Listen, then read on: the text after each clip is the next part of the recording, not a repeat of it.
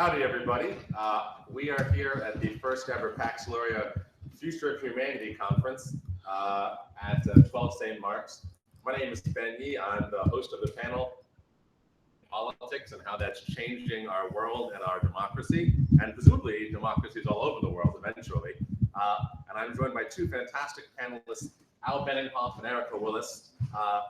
Al, I've known actually for a long time. He's a Democratic strategist. He's run a bunch of campaigns, both for issues and for candidates, and is deeply versed in the use of in particular. And Erica Willis is a doctoral candidate at Columbia University studying civic participation and activism.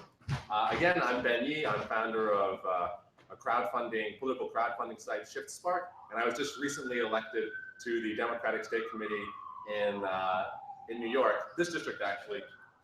Thank you very much.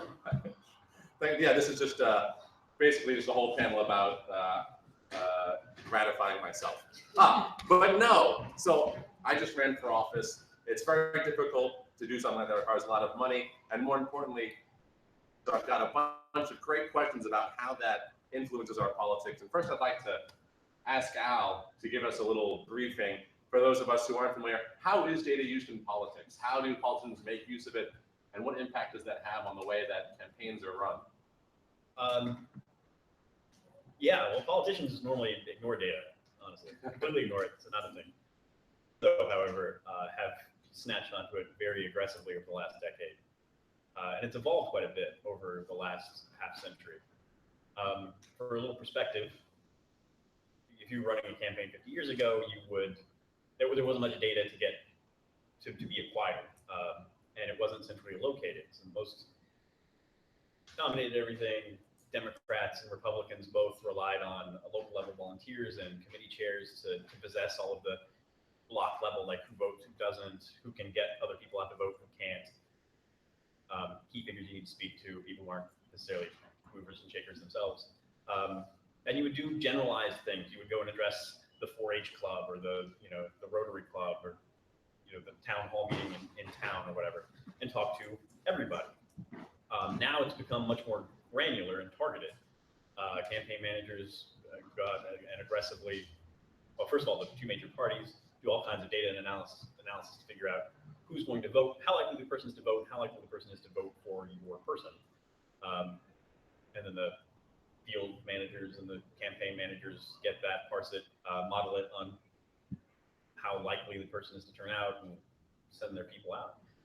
And so you can spend an entire election, an entire governmental service actually, so several elections, and never talk to anybody who ever disagrees with you. Because you can only go after the people who are registered in your party, or if that state doesn't have voter registration according to party, then just the people who are likely to be sympathetic to your cause or care about your issues. And, some people fear that it's actually gone the other direction, that candidates themselves no longer get to Washington or the state capitol or the city hall and advocate for the issues they care about. They play the parsing game and figure out how most people in their district favor a thing, and then only ever advocate for that. But, so it's a bit more specifically. Sorry. What sort of information are we talking about? What's the data that's valuable? How do politicians know who's going to vote for them? How are they generating these models? And how does that ultimately translate into electoral victory on election day?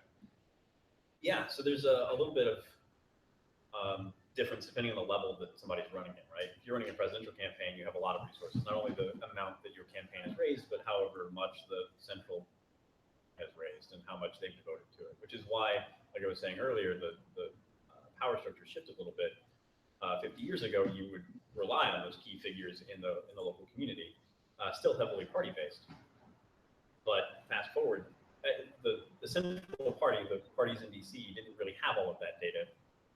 People in the community to hold on to that data. We're not talking about massive spreadsheets and computer databases. We're talking about sheets of paper and ledgers. Like that's where the data was kept. And it wasn't kept in a man-sized safe in DC. It was kept in a bedroom in their house in Brooklyn. That's how that worked. Now, we have consumer data that's acquired corporations, Google and Facebook, who possess a lot of consumer data and profile data on individuals. Such as what? Like, what's an element of that you could use to target an individual? Well, on Facebook, you can actually identify what party you sympathize with, so there's that.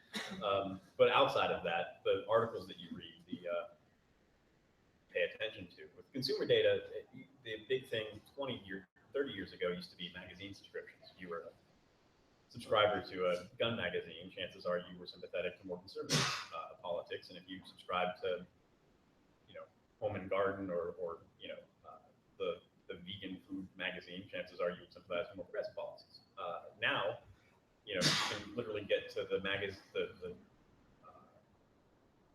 websites you visit, the games you play on your phone, the television shows that you watch or pay attention to or follow by Googling or even watching them on Netflix. And you can see there's reports out all the time that pollers sample the breakdown of an individual show, like, I don't know, what was that duck hunting one that everybody was? Duck Dynasty, right? Yeah, so a pollster will call a random sample of people who watch Duck Dynasty and figure out what their political makeup is, and it's, for Duck Dynasty specifically, pretty predominantly Republican. And so chances are, if you are a follower of Duck Dynasty, you like it on Facebook, you visit the website for that show, or you've ever read a review or typed a thing about Duck Dynasty in your comments anywhere. So they can also begin to gauge the intensity with which people care about these extraneous or correlated factors, and then translate that into political activity. It all gets built into a profile, and there are corporations, actually. It's not the parties themselves. The parties themselves pay companies like Aristotle or L2 to do all this data analytics, to build a model to then, on a scale of 0 to 100, whether or not you're likely to vote in an election or likely to vote for that candidate. So this is the campaign side of this. Erica, you're looking more at the civic participation angle. That and like what's happening in the civic participation sphere, and how are people using technology and data to try and engage citizens in governance? Yeah, it's an interesting time in civic participation. The Obama administration, when it came into power in 2009, rolled out some really great open government initiatives. So things like data.gov, which 7 data sets now has 168,000, which is federal data sets available to the people. There's now challenge.gov, where federal agencies post their projects or challenges for kind of like RFPs for people to submit their ideas and engage with government projects. Also a dashboard put out in 2009, which basically showed all the budgets for all the active government projects. And just by merely having like a reporting mechanism for that, it was seen, I think, that people were like over budget and over deadline, and they cut them and saved over $50 million just through these sort of open, accountable transparency initiatives, trying to connect citizens more so.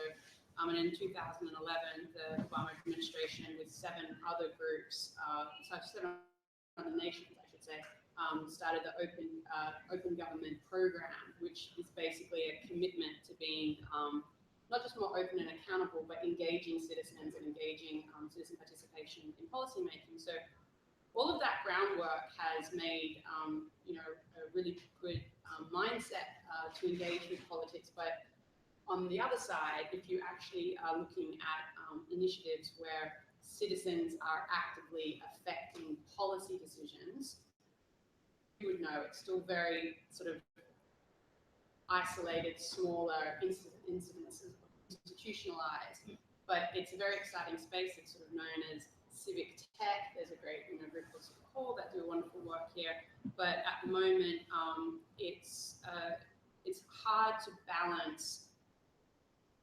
through considered, deliberated ideas from citizens to affect policy. It's not something where you can just aggregate a bunch of data and go, I understand the TV shows you like, so you know what you want to do about the city's infrastructure. If you want citizens to participate, there is a necessary inefficiency, there's a necessary slowness. We need to come together and discuss and consider ideas bigger than themselves if they want to actually help policymakers make decisions. And so there are some really great initiatives like participatory budgeting in New York City, which is great, and there's a certain amount of online reporting where people can see So online participatory budgeting, for people who don't know about it, it was originated, the ideas in Brazil. And basically what happens in New York now, every year, 25 districts allocate $1 million for citizens to workshop and through the processes of participatory budgeting, decide what happens in their neighborhood with that money, which is great. But again, it's slow, it's resource intensive, it involves conversations, it involves government groups being part of the process. So there's a balancing act. It's like, how can we scale this and make it something easier for people to run and be part of, while not losing the benefits that come from slow discussion and face-to-face meetings and considerations that just can't be turned into an act, you know? So that's an interesting time for the civic participation area, because we're trying to do both of those. So people in the space trying to do both, keep face-to-face, but grab online tools. Right. So programs like participatory budgeting, which we do here in New York, how does something like that work? So that can't be done exclusively online. There's town hall meetings, people have to show up. Essentially. And if that's the case, do you have any idea what the rate of participation is of folks in the district?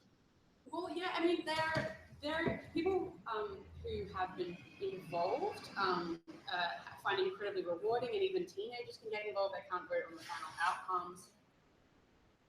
And what basically happens, I think it's a 4-part process, where essentially at first there's a town hall meeting, and ideas are bubbled up and voted upon. And of the winning projects, those projects are taken away, and stage 2 is a smaller subset of the town hall meeting get assigned to projects, and they start working them out, and essentially sort of a business plan. It's like, how would we do this? What money would we need? Where would it, what contractors?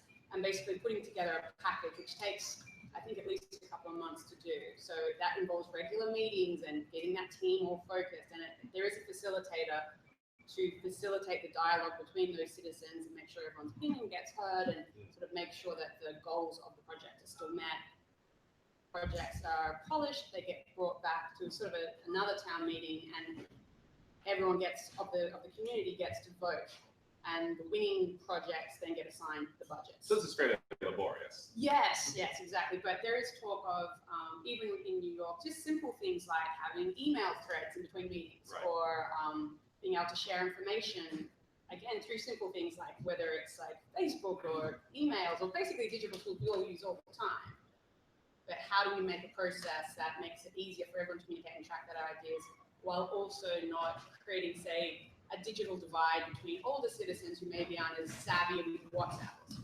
So how do we make this really seamless and really easy and approachable for all citizens?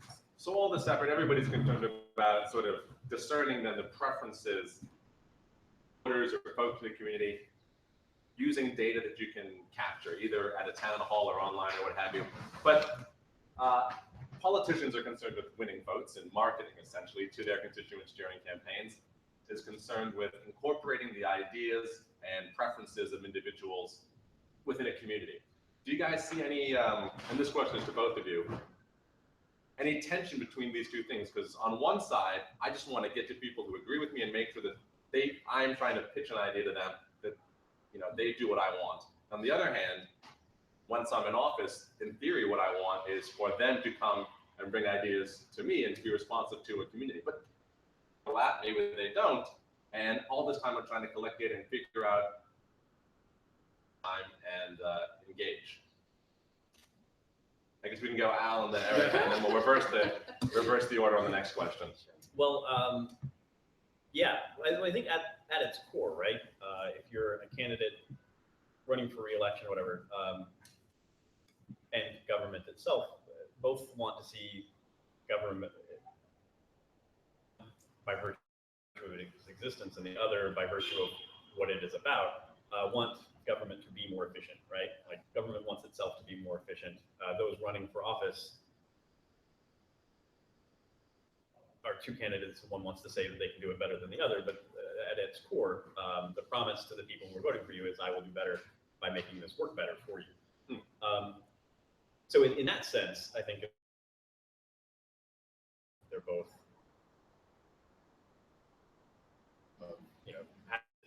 more likely that it will be more efficient and better at service. Our issues I think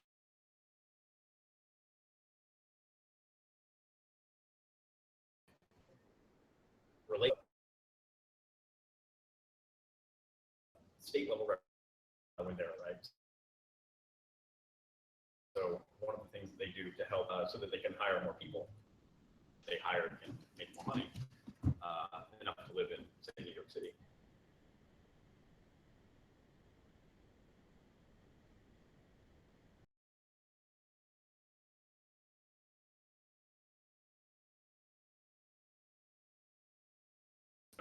But the effective service paying people, and it's impossible for an individual to separate while they're looking at databases of information to separate those two things out completely. So there's a little bit of elite crossover, nasty stuff, or the possibility for nasty stuff to exist. That's not to say that there is. That's not. It's possible. It's not.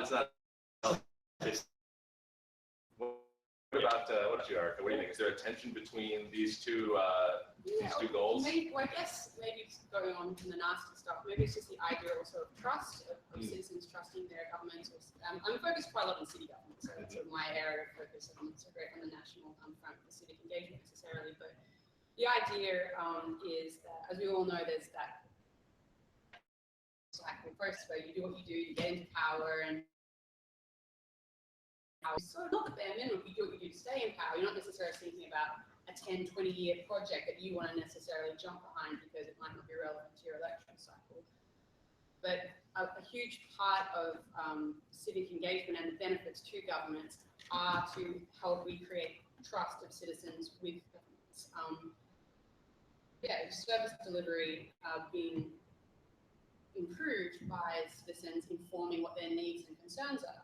So the idea sort of is that there ideally would be a feedback loop, that if a citizen gets to have their ideas inform policy which improves service delivery to them, they then get inspired to continually inform ideas to improve service delivery, which improves their city's life. And ideally there's a really positive feedback loop, and people feel that their ideas and their democratic role is actually being listened to, or they are in a functional democracy where they're addressed. I guess it's sort of going back, it's a little bit slow moving, but ideally if you do it well, you will help the leaders in their electoral cycles by building trust amongst the constituents. More fast moving for a second. Politicians are out there trying to hoover up or vacuum up, for those of us who know what hoovering is, vacuum up all this data about people. But people are also trying to provide this data every day on social media. They like pages and they complain for the most part, and occasionally say positive things, but they're creating all this data about their preferences. I guess, have you seen an expansion of citizens' roles and voters' power as a result of the birth of social media? I think we can sort of say that there's been a change, but has it been positive? And is this data being used, all this data that people are generating, is it used in a constructive, improvingly?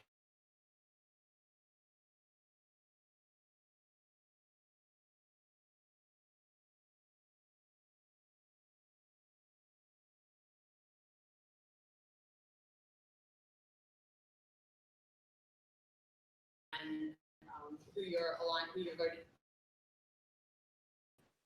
information.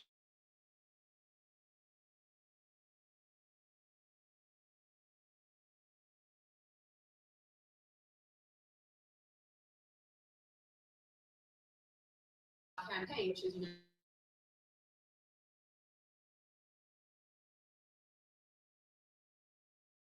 population sympathetic.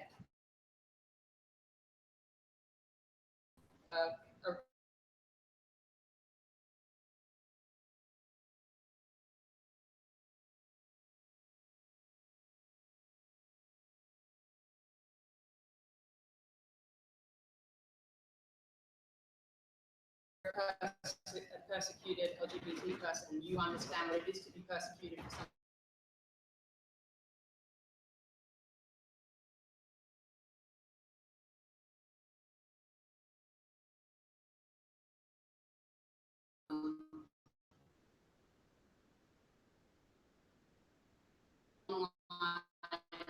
I think that's well, to basically raise awareness. I don't think they're necessarily they're basically building a campaign for the United Nations to get people aware of the refugee crisis and ideally a pool of people that they can call upon to act.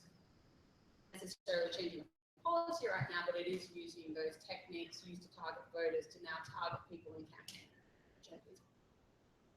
Similar question. Do you think that something like that then puts politicians on the back foot because they have to respond to these new advocacy demands?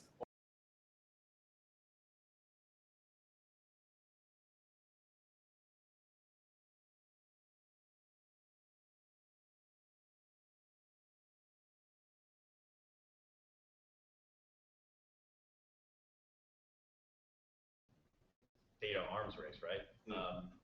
My fear personally is that we're getting to the point where it's not necessarily the candidates who have amassed all this data and who are using it in very powerful ways. It's actually corporations and rich individuals. The fact that it used to, like 50 years ago, the power, because the data is power, and the data of the parties didn't really reside in DC, it resided in the local community. Less of a powerful central body of a Democratic Party or Republican Party, and much more regionalized. Now that that has shifted to more of a DC-centric thing, you see the parties focus. They focus mostly on national issues. They don't get very granular with localities specifics, and that's a little dangerous for this reason.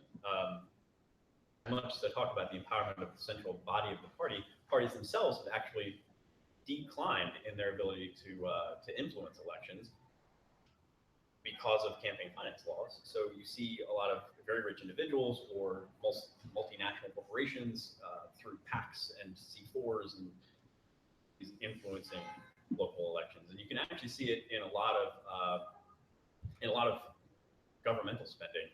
It used to be these massive companies, Monsanto and the like, would spend most of their lobbying dollars in DC and very little in local capitals. And that's shifted dramatically the other direction. They spend very little in DC because nothing gets done in DC anymore, and a lot on state level. And the reason they do this is because the states are where they can have the most impact. And I think the dream of having all this data come out to individuals is that we see government for what it is, and we can choose we can help make it more efficient. We can, I care about a pothole on my block, and I can see, how the Department of Transportation is filling potholes, and I can go to my town hall and advocate for a pothole and show data that backs up why, it matters. But the truth of the matter is that an entity that exists in the real world that has a lot more of an ability to parse all of this data that exists as an individual, to be able to do all this. Computers are amazing, but what data is pertinent and what isn't, and amass the data tables and put all that together is a Herculean task for one individual. I'm inspired by the coalitions you're talking about coming together. I think that's amazing. But an entity that exists that cares about a singular issue, making money, like say a massive multinational drug company or an energy company or something, has many more resources to pour into both parsing the data, figuring out where it is they can insert themselves to make the most money, and which politicians they need to influence the state law to be able to. And will use that data effectively and has much more resources to pour into influencing that election than an individual does. And so what you find is in the data arms race, companies and rich individuals being able to both consume, analyze, and strategically target using data a lot more effectively than individuals can. So and they're doing it at the level that we can't see. At the same time, all of this is happening. The entity that we would depend on to inform us about the fact that this is happening, local papers are finding themselves sources and getting bought by national papers, and so you find individuals becoming much less empowered to do something about changes because they're not aware of them, one, and because they don't have the resources to fight back against them, two, against multinational corporations who have many more resources to both analyze the data and then impact elections based on data. So we've really jumped now into the meat of the panel here and really what this conference is about. So next question, which you alluded to, which is this data and the value of data now entrenching institutional players, or do you think it's something that's going to play out and empower individuals and citizens as data becomes more important and more accessible, going to allow citizens to be heard more? Or is it something that's just going to allow those who have money and have access to the current, is it going to make them more and more influential over time? And I guess we'll go into Erica, because you can tell us something about the rate at which people are participating in the budgeting, which are slower and more laborious.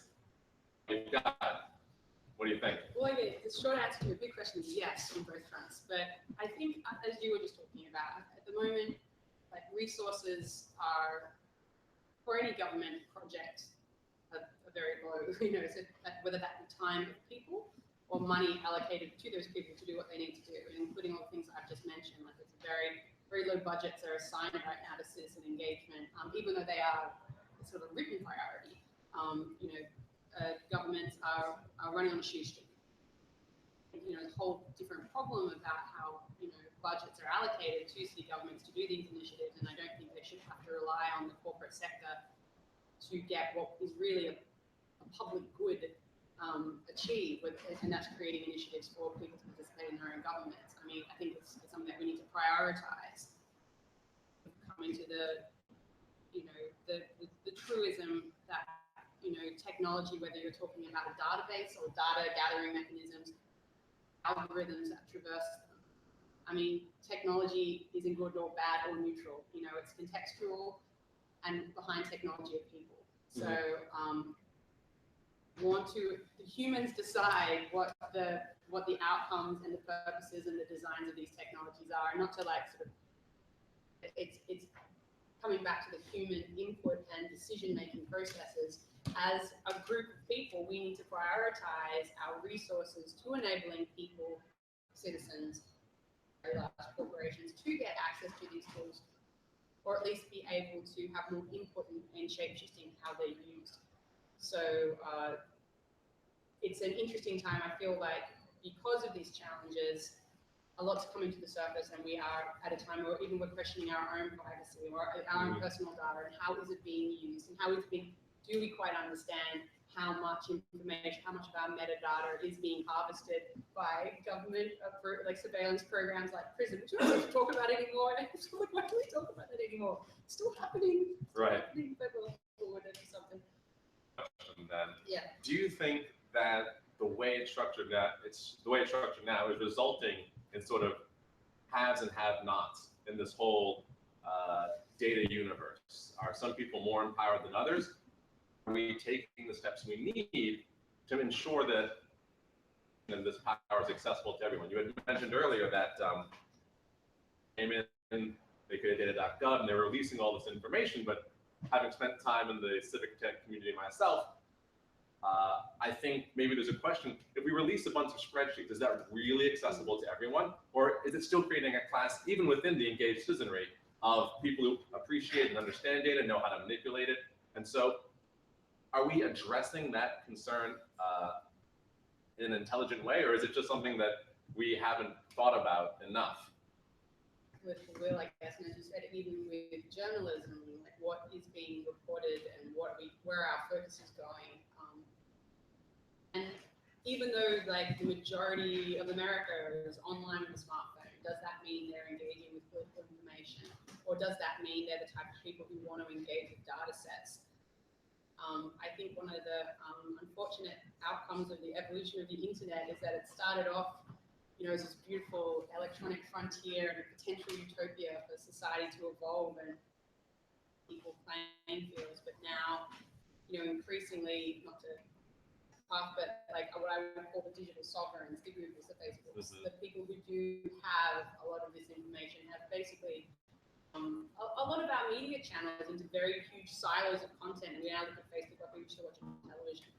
So I mean, I think political will, what I'm coming back to, is like even if the data is there, you have to have the will to engage and actively do something for your government. And I think again, we are at an interesting time where people are getting inspired and people are understanding that even like all these fabulous people with design thinking who have been solving problems for brands over the years and creating prototypes for corporate groups are realizing, hey, we can apply design thinking to our own governments.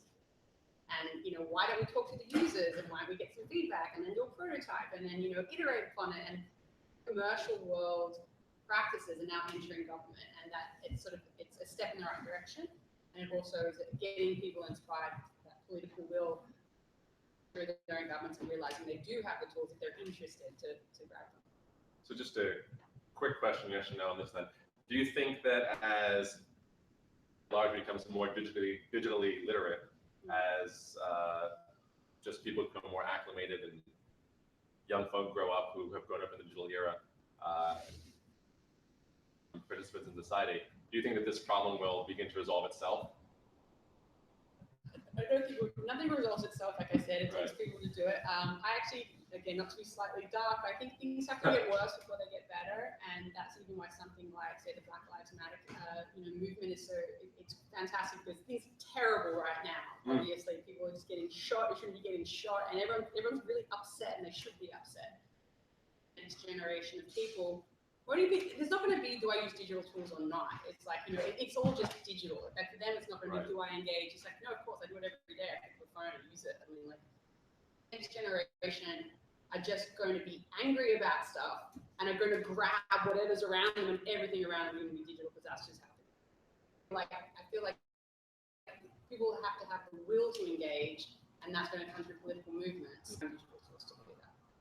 Like, What do you think, Al? So two things. So right now, who do you think they are? Does this explosion of data and digital communication advantage incumbents, corporate incumbents? And over time, do you think that's going to change? Are we going to have a new set of haves and have-nots that privilege some other group? Or is it just going to be as a result of people's growing comfort to digital tools? Well, obviously, there definitely haves and have-nots in those two entities right now. I think it will ultimately, it won't resolve itself, but it will be resolved one way or the other, hopefully, but one way. But as to who is the have and who is the have-not, I think you could, if you were to plot it on a graph, you could, from the local to the national level, current curve is a bit of a, not necessarily a straight line, but a bit of a curve. In the hyperlocal candidates like yourself, I mean, the data is out there and relatively easily accessible. As you know, who is a member of your party or not, you don't necessarily have to do a hyper data analysis to figure out who you should be targeting. There are a lot of cheap and/or free options to run a hyperlocal campaign for a committee person, even city council, if you wanted to use those resources to run your campaign, to talk to the individuals. As long as you're willing to work hard and you have a little bit of resources to pour into your campaign, you could win. At the national level, the national party doesn't run your campaign, but they do pay for a lot of data, do a lot of data analytics, and so you can use them, whether you're the incumbent or not. You can use that data as part of the thing. Plus, you can raise the resources because of Congress or even for governor. The big blind spot is in the middle. It's in the state level. Now, when you run a state level campaign, we'll take New York State, for example. If you're running an assembly race, $1,000 to run your campaign, that's a lot. Great. And you're trying to challenge a sitting person to run for an open seat.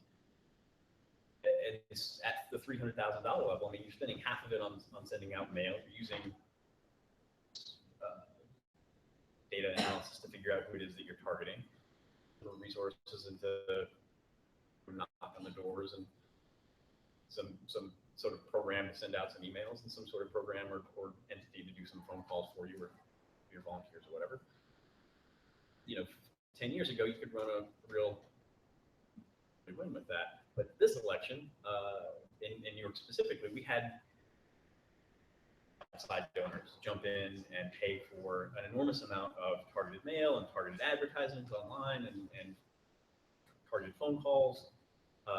It was, I think, one of the Walmart heirs, one of the Waltons, who decided that charter schools, and so they wanted to influence this election to be able to influence more charter and public schools. So they spent a couple $1 million to influence some specific assembly and state senate elections.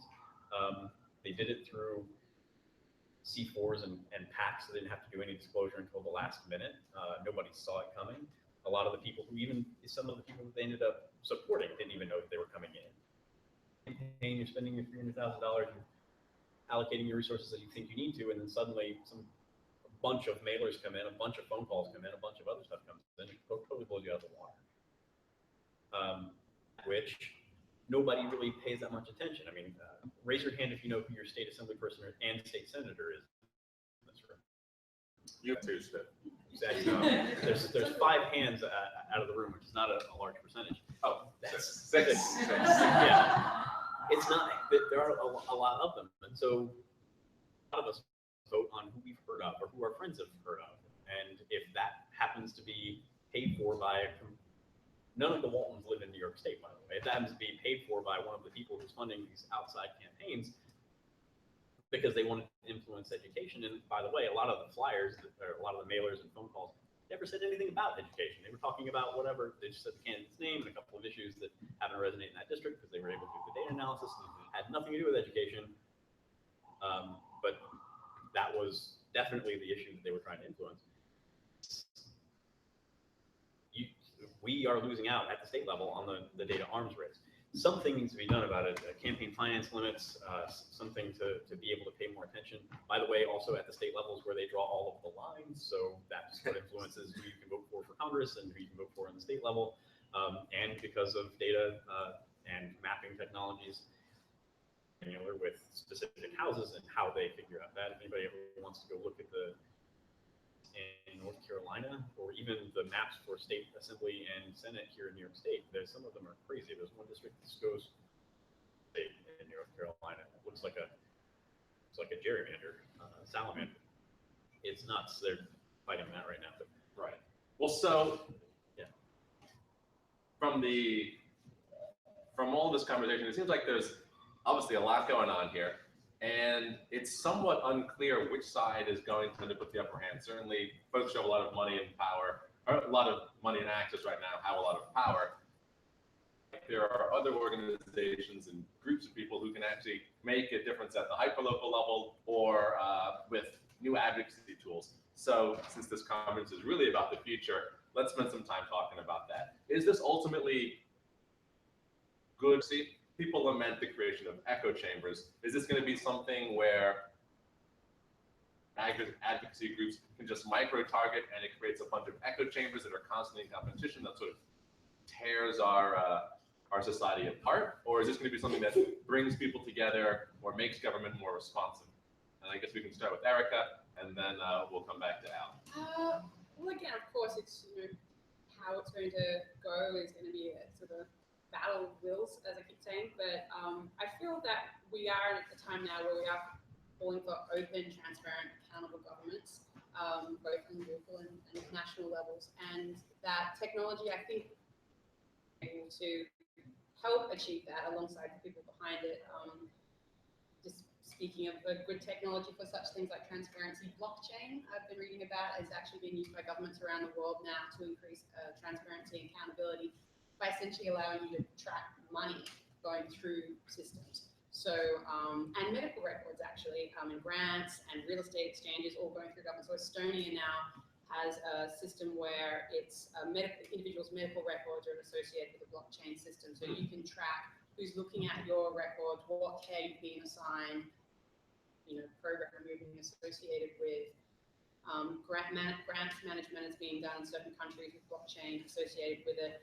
Money moving through governments is being tracked with blockchain. So I feel like we have these really great new tools that we can apply to an evolving government system to ideally achieve transparency and accountability, which will help ultimately in the local level as a citizen wanting to understand what's going on, and obviously understanding what national budgets or national campaigns, or if I'm being influenced, well, where is the money coming from this influence? Right. Why is charter schools up in my face now? Oh, I see. That's why charter schools are up in my face now. So you think transparency is a big part of this? Huge. Yeah, transparency, accountability. Tagging onto that, do you think that there's going to be data overload? People can only handle so much information. Is this going to be resolved? I think we're experiencing this right now. I can't pay attention to everything. So I selectively pay attention to things. And oftentimes I'm influenced by what I pay attention to by marketing or by campaigning on behalf of advocacy groups or people that want me to sympathize with them. Do you think that's going to is the solution to that, or what do you think is going to happen there? Well, I think just even coming back to money, like it came up a lot. It was coming a lot in this current election. Like people wanted to know, especially when it was Hillary against Bernie, who was Hillary in bed with? Like who were the people she was getting money from? And as I can't vote. I'm Australian. I'm not a resident president, but for me, as a person very concerned about climate change, one of my major reasons for being pro Bernie was understand how if Hillary was taking huge amounts of money from fossil fuel companies, how would she enact policy which would force them to go down? I'm concerned that she won't, and that's the thing. If I can see who my candidates are getting money from, I think it will help me understand what their political agendas and policies are going to be. I think you use the data to access information as you need it. And so when you're working out who to vote for, then it's like, who am I voting for? What corporations am I voting for when I vote for Hillary or Trump or whoever? So I do think that yes, of course, there's going to be. It's like media overload. People have so many options now for entertainment. They manage to find a pathway to it. It's on a need-to-know basis. I think when you have an urge to find something out, there should be the information there and it should be readily accessible. Gotcha. Now you have run a bunch of issue-oriented campaigns, and you've done political campaigns. So you've done the advocacy side, and you've had to target these people and find them and create those echo chambers. What do you think? Yeah, so I was involved with a group, the Iraq and Afghanistan Veterans of America. We actually got the federal legislation passed in 20. Yeah, nothing was getting passed. Nothing gets passed at the federal level. It's like one of the few things both parties can agree on is veterans. But I think that's sort of at the key, right? So to again, the clock back, one of the things that we could always depend on in a two-party system was opposition. And so, you could point to one of the parties and its stance on an issue, Social Security or Medicare or raising the minimum wage, whatever. You point to that party's in favor of it or that party's in favor of it. But some of the most important issues, and again, if we take the perspective of the prism of a multinational corporation or a very wealthy individual, you can't necessarily identify which party is the loyal opposition and which one is the supporter of many of those issues. And we can take, for example, like an access pipeline or more charter schools or whatever. Can you really identify which party is the one in favor of or against either of those things? The Trans-Pacific Partnership. I mean, which some people within each party supports and some people within each party doesn't support, and the parties themselves are very reticent to take an official stance on it. So, why is that? Yeah, that's a whole other thing. But one of the downsides to I think the evolution of our current politics and data specifically is that evolved so that a lot less power is local, a lot less power is even in the centralized parties, and so you end up over empowering individuals in specific causes, and so what ends up happening is an issue like veterans issues or lobbying for marriage equality or something else. I don't want to say necessarily it serves as a distraction, but you used to be able to count on one of the parties being a place that all of the people who wanted to oppose a specific thing would gather and get together on and arm themselves and do a thing. And those two groups would get together about a variety of issues and advocate or an issue. Now there's so many different issues, and we each get pulled in several different tangential directions. I mean, are you a fan of, or do you belong to the Human Rights Campaign, or are you a fan of, or do you belong to Greenpeace or the Audubon Society? Well, so bottom line, do you think that's disempowering to voters or empowering? That now there's all these issue campaigns they can participate in, even though politically, at least in the United States, we're shoehorned into a two-party system. I think there's power in numbers, and we're so disassociated in all of these various entities, because there may be more real power and money behind, say, the Human Rights Campaign, but the Human Rights Campaign is going to necessarily take a stance on an access pipeline, or raising the minimum wage necessarily. An area where citizen engagement does actually have some legs, because on certain issues that are very controversial, like say abortion, where a politician doesn't want to necessarily put their view forward, they'll go, "What? I'm doing it because they want it. I'm not making a personal alignment." And so it's interesting that sometimes on certain issues where a politician doesn't want to align themselves, they will seek out initiatives for citizen participation for those, which is good. It's wiggle room for the movement. And it makes for a slightly representative system, at least. Just less left. So last question, and I'm going to be hard on time for each of you on this one. But if anything, it's become clear from this conversation that we're in a very formative period for digital tools and data, and who it's going to ultimately empower in the future. Your perspectives, what do you want to see done about that? What policies would you like to see implemented by government? Or what sort of education do you think citizens need to have in the next 10 or 20 years to make sure that this is something that empowers everybody and not just a select few? You've been ruled by oligarchy, in which case, please tell us why we should be empowering a select few over the masses. Just one benevolent dictator, that's all we need. All right.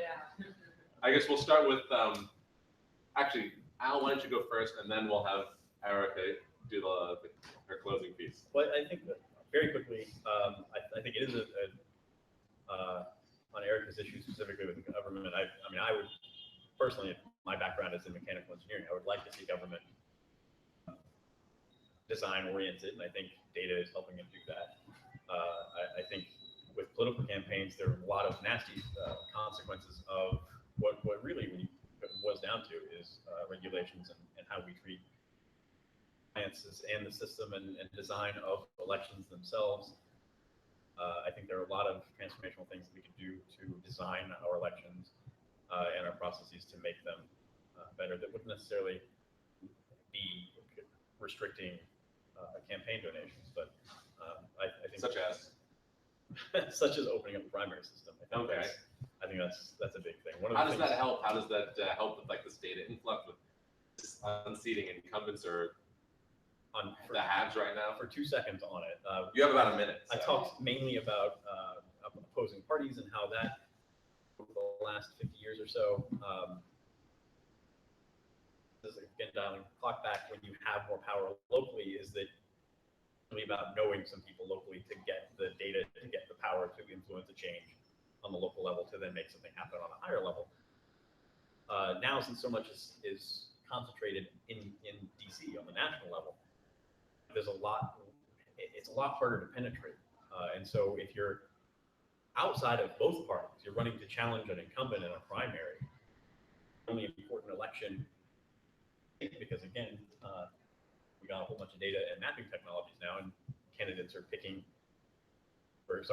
are picking their voters, not the other way around so much. Through redistricting. Every 10 years, so pay attention to the next one. Is that you end up with people who, if you're trying to challenge the system, you don't get necessarily the access to the data, or if you do, but it's incredibly expensive, and maybe you don't have the resources to raise the money. So before, it was entirely possible for a school teacher who just wanted to make change at a local level to run for assembly and do that. Now, frown on you because you're a school teacher. You don't know a multi-millionaire stock trader who could just move into your district and run and will do whatever they want them to do. And opening up primaries helps us how? Opening up primaries empowers the voters at the local level, and so it helps level the playing field, because maybe you don't have the dump into a state assembly or senate race, but you at least have a chance because everybody's empowered to vote, and you don't necessarily have to just have the access to the crazy data that allows you to do the random talking. Talking to everyone can help. Actually, perfect. It's great timing. Erica, your thoughts on the future and what we should be doing to make sure that this power is used equitably?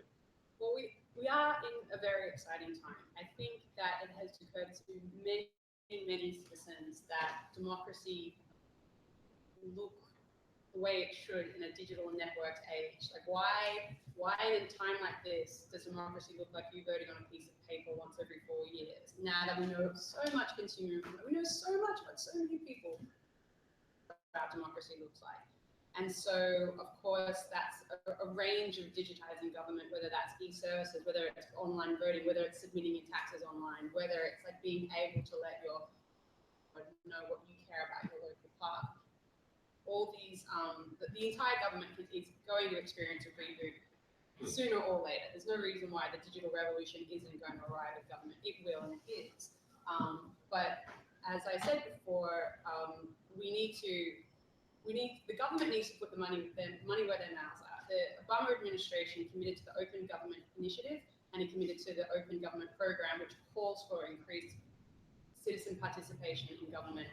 So it's like it's all well and good to commit to it, but you've got to put money there. You've got to give government agencies the funds they need to have these programs run effectively. It's perhaps a challenge in a very capitalist country where we forget that there are certain things that don't need to generate revenue. Public goods like public transport, they don't have to generate revenue. That's what you pay taxes for. They're there to serve the people. And behind these initiatives to serve the people, to improve democracy and actually create the open government that we keep talking about. So what are some of the values, what you're talking about, so Obama committed to this participatory government thing, or policy agenda, but what are some of the planks in that platform? It's easy enough for me to say, oh, I want people to participate, so I throw up an online form, or I put up a petition site, White House, I forget what it was called, but when so many people started using it, they upped the threshold of signatures needed for a response. That might have been practical for that situation, but what are some of the values we need to ensure that we keep with us so that it's not just lip service to the idea of participation, and online petitions from the White House aren't just a list building tool, for example, where they get a bunch of emails and now they can care about that issue without having to do anything about it. That's start. It would be like something like, Right. some successful initiatives like participatory budgeting, roll them out nationwide. Have every city have some form of participatory budgeting and the resources allocated to make them run well. Because they are successful, it is part of the ongoing plans for government to use tools like participatory budgeting. Even the World Bank has said it's one of the best civic innovations today. So once a civic innovation has presented itself to be successful, back it and roll it out and institutionalize it. Excellent, and that basically brings us to time. We're exactly on time. So I want to thank everybody for coming and listening to us. And I want to thank our fantastic panelists, Al Benninghoff and Erica Willis.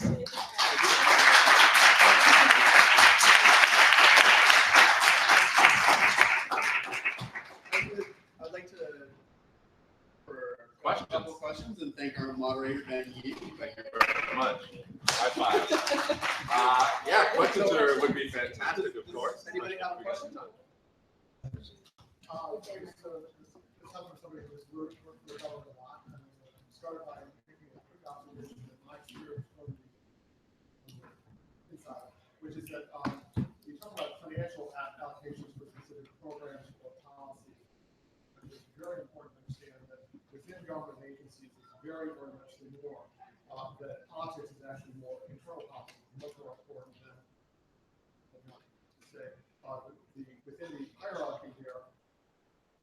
Working with the people who have more political power, that means you get more resources, and they aren't necessarily allocated for with the actual intention of agencies doing what they're doing. To a very great extent, allocated to support that hierarchy. I think it's very, very important to understand, at least in my experience. So that's an observation. The question is, open data is good. Certainly, I'm fact is that if you have a government agency that's corrupt or incompetent, that doesn't mean necessarily that they're against open data. It's merely means that they cook the books and they publish them and put them online. So the question there is, what can be done to actually ensure this, so we have the open data to work with, that can actually be vetted to identify fraud and incompetence and corruption. So just for the folks at home who I'm not sure if these mics pick up laterally. So to restate the question, even with open data and the publishing of information, the concern is that corrupt or inept institutions might just publish incorrect or false statistics. And what can we do are vetted and who's going to do that incredibly important work? So, to the panelists, who wants to go first? I would imagine that we'd probably have to do some sort of auditing of data. I mean, one could hope that AI algorithms could start going through these things. It's a marvelous world out there as far as those things go. And I would just restate that I think wherever possible, something like a blockchain approach, track what's happening and who's submitting it and who has ownership. So if there is an auditing process and we can say, well, looks like that data's not quite right. Who put it up there? Oh, they put it up there. Like that. Well, I think honestly, if the data is out there and published, I mean, it depends on how granular it is, but first step in making it better data is to open it up, because it's incredibly hard. If you're parsing the data specifically, it's very hard to do a lot of malfeasance with it unless you're intelligent or you're paying attention to a lot of. You can map it over a lot of other things. And I paint as an example a project that took not too terribly long ago, where they got access to the New York City Police Department data, and they were looking at ticket writing, and they were trying to figure out where the hot spots were for writing tickets, so they could figure out. I don't know if they were trying to necessarily find out if there were corrupt police people writing bad tickets in specific areas. And I don't know if they ever did find out. But one of the consequences to that project was that they found that there were a couple of spots that were not signed as well as they should be, or incorrectly signed, and police officers were writing data based on the signage, but the regulations weren't.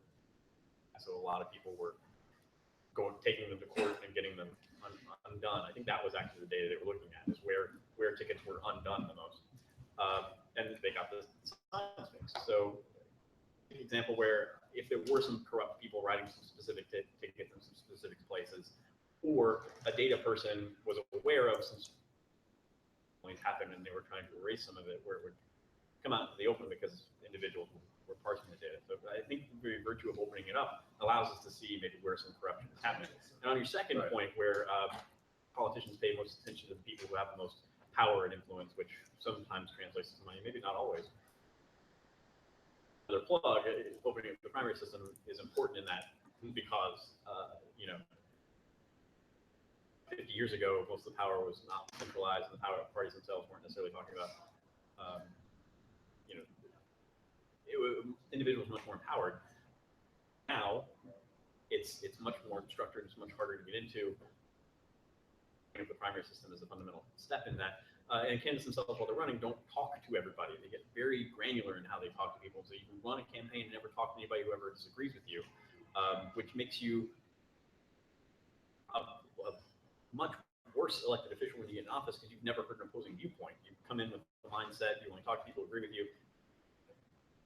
Problems we're touching on briefly, and so you execute on what you think is the right ideas. You never hear any opposition stuff. You never hear the opportunity to test your ideas against people who oppose you. And beautiful things of our democracy is talking and coming up with better solutions you can come up with on your own. Brilliant. As a follow-up question to David's question, I saw Greg Palass' Best Democracy Money Can Buy last night. He's doing a screening this weekend. I recommend everybody go see it. And they talked about like the Koch brothers, who have funded like startups of what Carl wrote called I-360, where they have a dossier on every single citizen, data points deep, including browsing histories, all that kind of stuff. And they talked about a program called Crosscheck, where they looked at did someone named like Jose Hernandez vote in Georgia and also vote in Kansas? Well, Jose Hernandez is Joe Smith, if you are. So what they did was they used this data to eliminate millions of voters nationwide based off of common names. Now, if you look at it from a data science perspective, that data it is an absolutely trivial data problem to find false positives. You could absolutely find every voter who is actually cheating in that data without any problem whatsoever. So, in terms of our ability as average citizens to compete with that kind of armament, what can we do to compete against that kind of data warfare against the American citizens? You're speaking pretty loudly, and you're not too far from the mic that the folks at home heard that.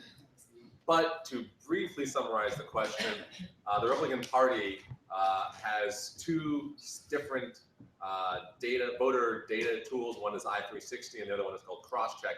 I-360 is incredibly robust. It has 1,800 data points for pretty much every voter, and Crosscheck just looks at the first name and last name of voters across states and then tries to eliminate them from the voter roll. Well, I guess I shouldn't ascribe what they do with the data. Like, I shouldn't try to ascribe motive for it, but essentially it takes first names and last names, and it's supposed to help them figure out who the double voters are because somebody named Jose Garcia, was it?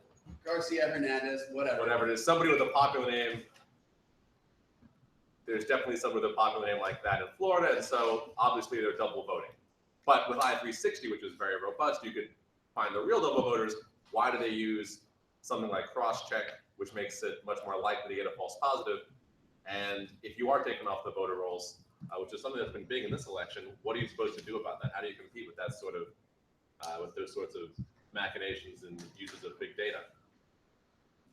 I'm very sus on ever since when Gore was running and there were so many people taken off not given the ability to vote. It's all very suspicious. I feel like sometimes there are inefficiencies that are faced and not fixed for maybe some bad things. If we don't move to like an online voting system, would you just like rock up with your social security number or something and vote? It's just like, we can solve this problem. This isn't hard. It's like, Joe Smith, whatever, I have a unique identifier called my social. Why can't I go online and vote and you know where I voted and I voted once? You know what I mean? It's like, why are we overcomplicating this? And why are we so scared of electronic voting systems? Why sometimes we trust a big pile of paper that some little old lady is counting? Yeah, that's a cool, safe way to count votes. Why don't we just digitize the whole thing? I mean, I feel like we could definitely fix this very easily.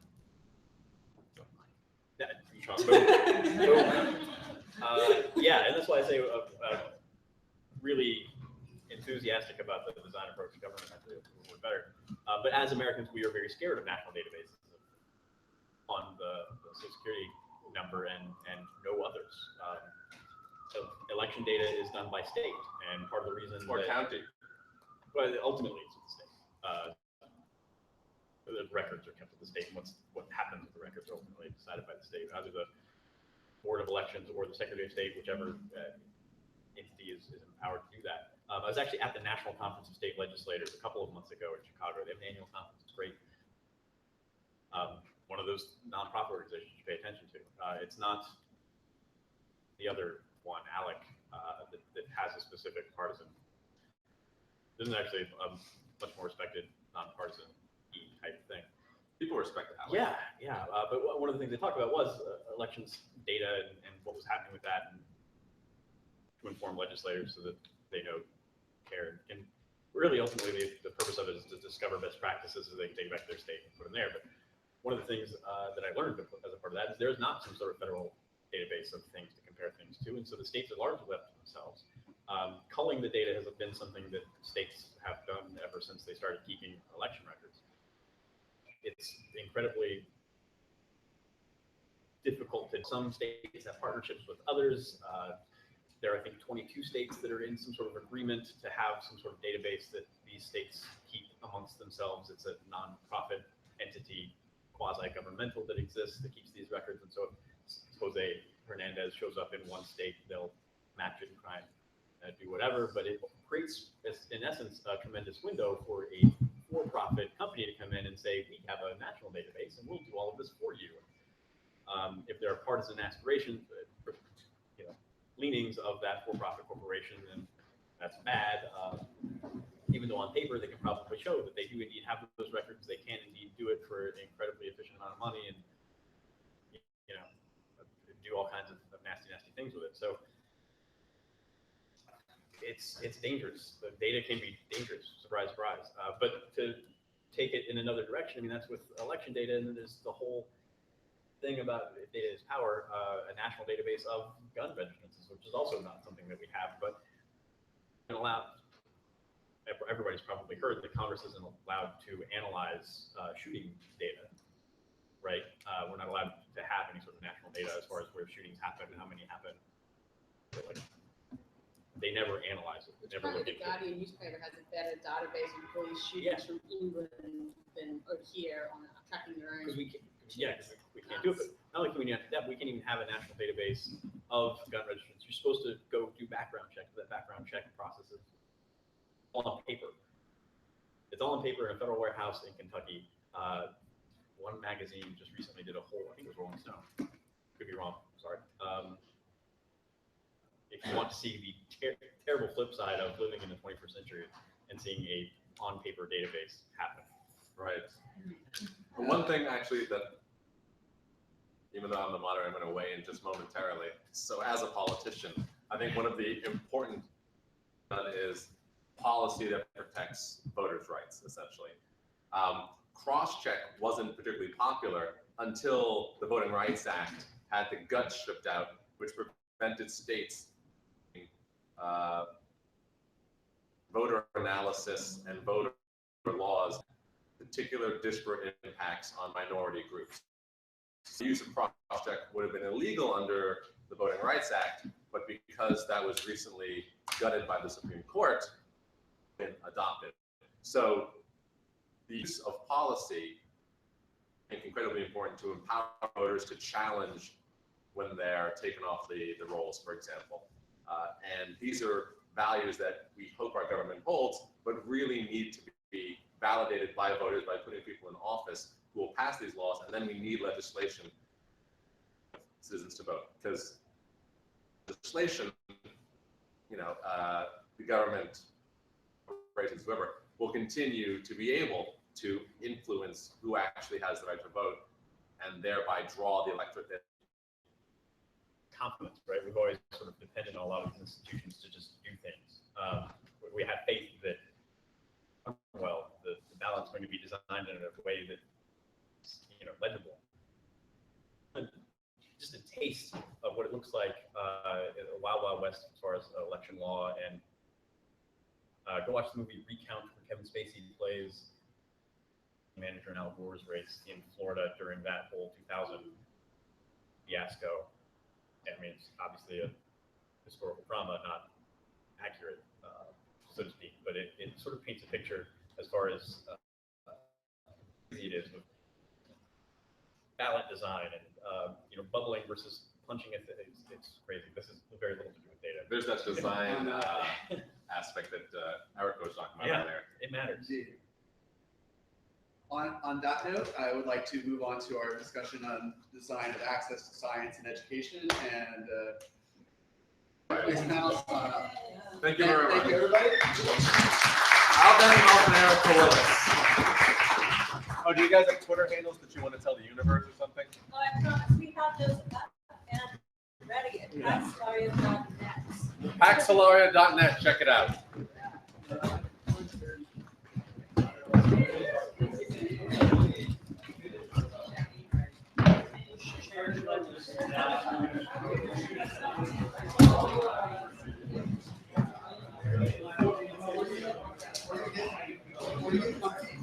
I need to make sure that all these are centered in this stream.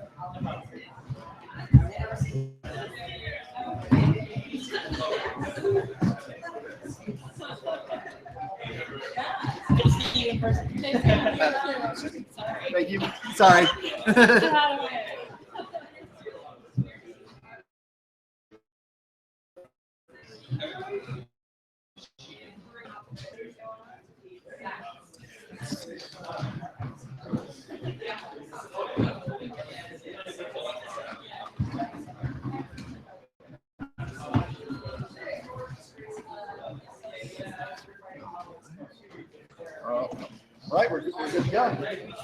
Thank you so much for coming.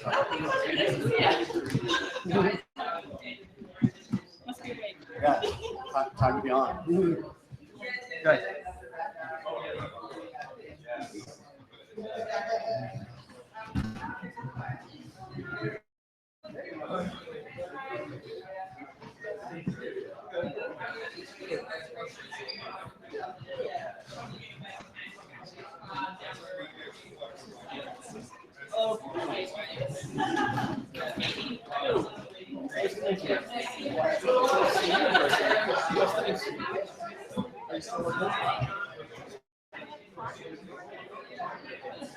It's all right.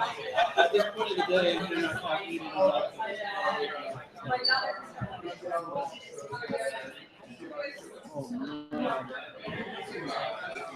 Yeah, that's like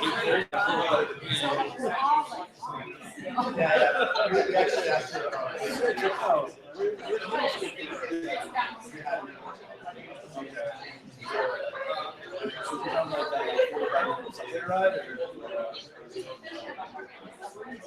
that's great. Multitasking is important.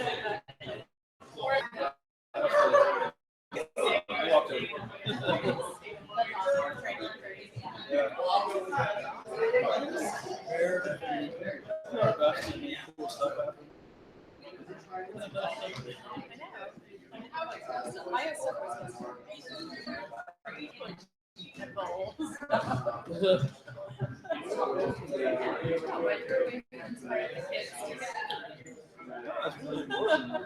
You know, I just met someone actually that was like a college and one experience. It's like scratching my ass.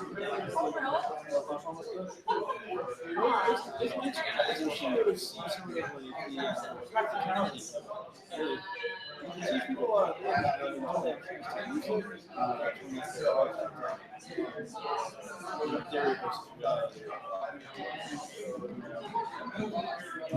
know, I've done a few projects in the children's space a long time ago. I was working on TV remote control. I worked on I started doing remote control for kids. It's really hard to get things done. So like catch fire with the corporation that works on those guys.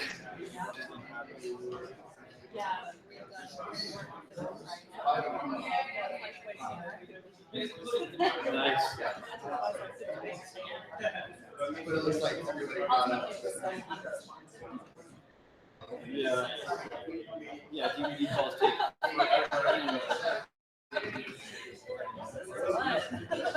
But you know, I saw that there was an issue because a lot of people are making new controls, but they're very kind of making them.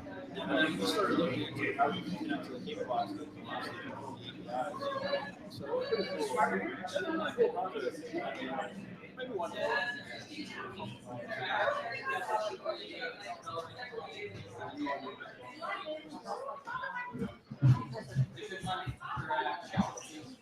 Oh yeah, gosh,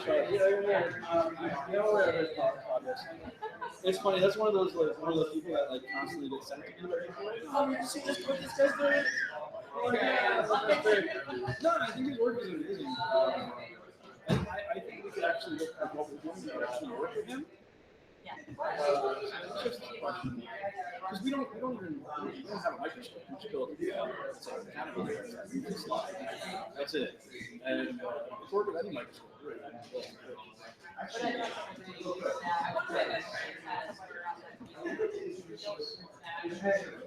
Yeah.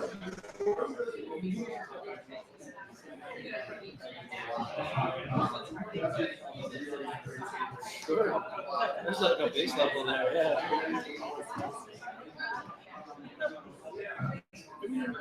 I think you sort of referenced to me about in the conversation the other day when you were talking about how people go out to the internet. And I was thinking about that statement like this in a way, like when we think about what happened with the kiosks. It's the same kind of thing. So there's strange kiosks across the world.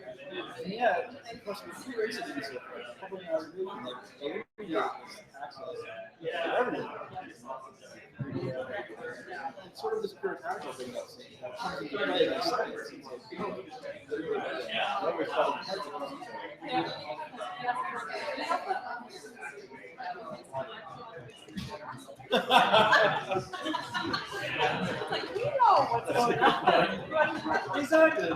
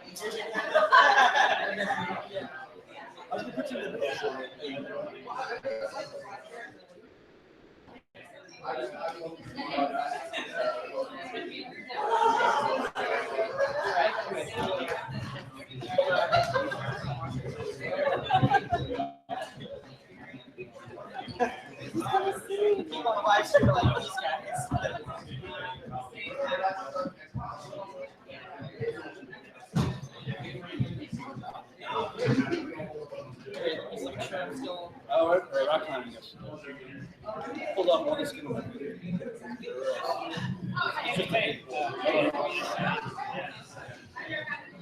Now the band's all together.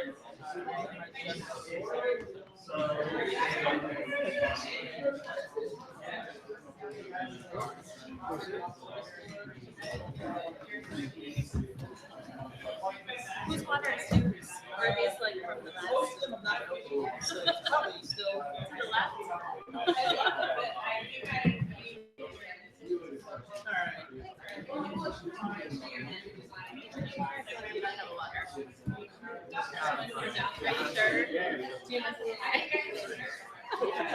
Might come bottom of the group.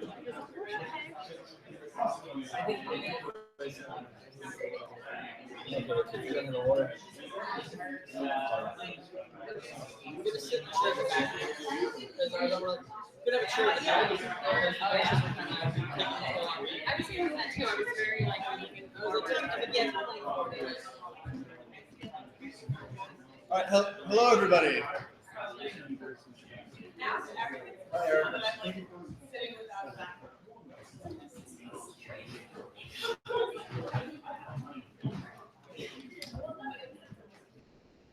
So we're going to get the next panel started in 5 minutes, but before we do, I'd like to do a little bit of acknowledgement. So I'd like to introduce everybody to a friend of mine who I've done a lot of work with throughout the years, Daryl O'Pry. Daryl is the CEO of the Spry Group. The Spry Group is a software development agency. So if you want to build an app for your business and you want like one of the top teams that you could ever possibly work with, that will go above and beyond and make it a software product you could imagine, this is the man you need to speak to. Daryl has put in a ton of work helping me get this stuff started over the past year, and wanted to thank Daryl and the Spry Group for that. Just let you know what they're up to and what they do. So yeah, and so I also wanted to explain a little bit about the concept behind Pax Solaria. So Pax Solaria is going to be a publication. This is a launch event. The website is live at paxsolaria.net. We are producing content on a monthly basis. We have 4 articles up in this current issue. Where we're going to have these panels up on the YouTube channel. It's streaming live right now, and we've got some content from panels we've done over the past year as well. Starting to produce some videos and other sorts of content around like how we can use the technology that is flourishing around us to make the lives of every human being on the planet much better, and possibly, and hopefully manage our environment better at the same time. So leading into that, one of the key pieces of that is access to science and science education. And here we have a panel that's moderated by Michael Watson, who's here on the end.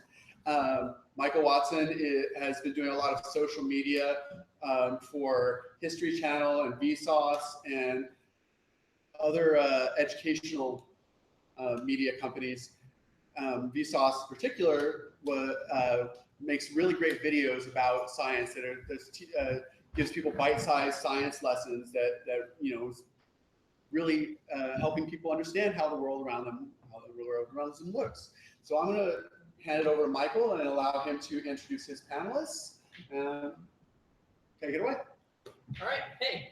So I guess we'll go down the line reverse. We have Lou August over here, who is with the PAC group, with USAID for earthquake relief, and currently hopes to revolutionize medical diagnosis with smartphones and cheap accessories for them. We have Naval Alsana, who is and has a master's in mechatronics and robotics, and is on the side perfecting the art of 3D printing, which I'm sure will come in super handy. Who teaches coding to children and is also a game designer. Who created the Monkey Spot Scavenger Hunt, which is a fantastic app that allows children to use their phones to interact with the real world in really kind of cool and fun ways. And then here we have Jeff Gomez, who is the CEO of Scarlet Entertainment, which is an awesome company that expands fictional story world with big brands like Pirates of the Caribbean or Coca-Cola. And also on the side, doing awesome seminars called Never Surrender for anti-bullying. So super diverse, awesome panel of kind of creators and inventors. And let's, I guess, get started. We're going to talk about improving access to science education and resources. So the 2 prongs of that are improved access to these things already begun to shape our society. And what does this improving trend, I guess, look with regards to the future? So first question I'll open the panel are, what are some things that right now we can point to that we can see are changing our society in regards to access to both the resources as well as the education? Want me to start? Just any order. Oh, okay. I mean, I believe that the things that are the most effective in changing education right now is access to the internet and learning through the internet. I think YouTube offers one of the best resources for learning. If you want to look no further than the Olympics this year, there was a man named Julius Yego from Kenya who learned how to throw the javelin from watching the YouTube videos. And he later went on to become the silver medal winner at this year's Olympics. This is a man who had no access to any training facilities, who had never had any experience throwing javelin, simply watched YouTube videos, learned, and became a world-class javelin thrower. So I think that the ability for people to learn just by going out there, tapping into the simple videos available on YouTube and changing their life, I think that's the most powerful thing right now in education. I think that you're absolutely right, and that access to YouTube and information on the internet is a direct route from a child's mind to some kind of element of education. And where we've seen it at Starlight Partner, we work with educators and move through the education center. Where we've seen it most successful is when the system integrates that technology and allows that to happen. I'm a little discouraged by the vast regions that to doing that. With children using a coding language called Scratch, how would you say you've noticed the impacts of teaching children coding has played out in classroom space so far? You know, coding's a really interesting one because earlier, like we throw iPads at kids, it's like technology solved, and now that's happening a lot with coding, where like all kids are going to learn coding, but no one can really sort of articulate why yet, or articulate to the kids why they want to. And to do coding workshop in New York Public City School, working with the kids, I'm like, you know, I start with games because it's also what I know. It's sort of like, okay, let's look at Scratch. You know, you go on Scratch, you can play a lot of different kids' games that they made. And it's like, that's really cool. And the idea that you can open up any one of those games and see the code and all the assets and all that, like it really, like that moment, it's called Remix on Scratch. It's such a magical moment for kids. The moment I like show them that one piece of like, now it's like looking under the hood of a car. It's like, this is what you can do. And you can take that and literally remix it. I want to take that piece of code for that functionality. I want to take this art asset and do it. So it's really, I think, much like the YouTube thing of like kids are, when they're motivated to self-teach, take it to like unlimited potential. Absolutely. And the ball. So as someone's working in the 3D printing space, we're just going more on the resources side of things. The public library that near me has a 3D printer for children to come and use, where they can get their own designs and they can start 3D printing. And from what I understand, your business model uses 3D printing. Yes. You say that the use of 3D printing has changed the viability of a startup to, you know, try and create a little bit about the microscopes. So at Alexabad, what we are essentially doing is building an IoT device. It's an accessory for a normal microscope. So you can transform any normal microscope into a smart microscope. So you can, like it can be controlled remotely via any other doctor in the other part of the world.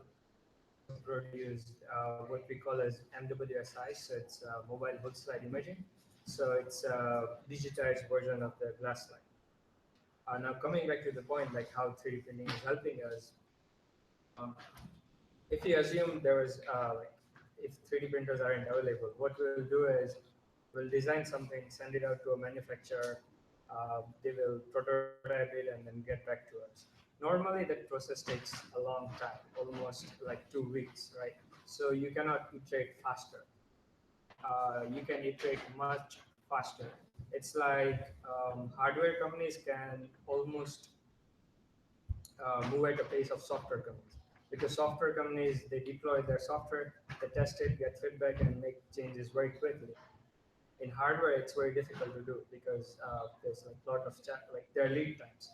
So 3D printing does help us to iterate faster and make it better and better every day.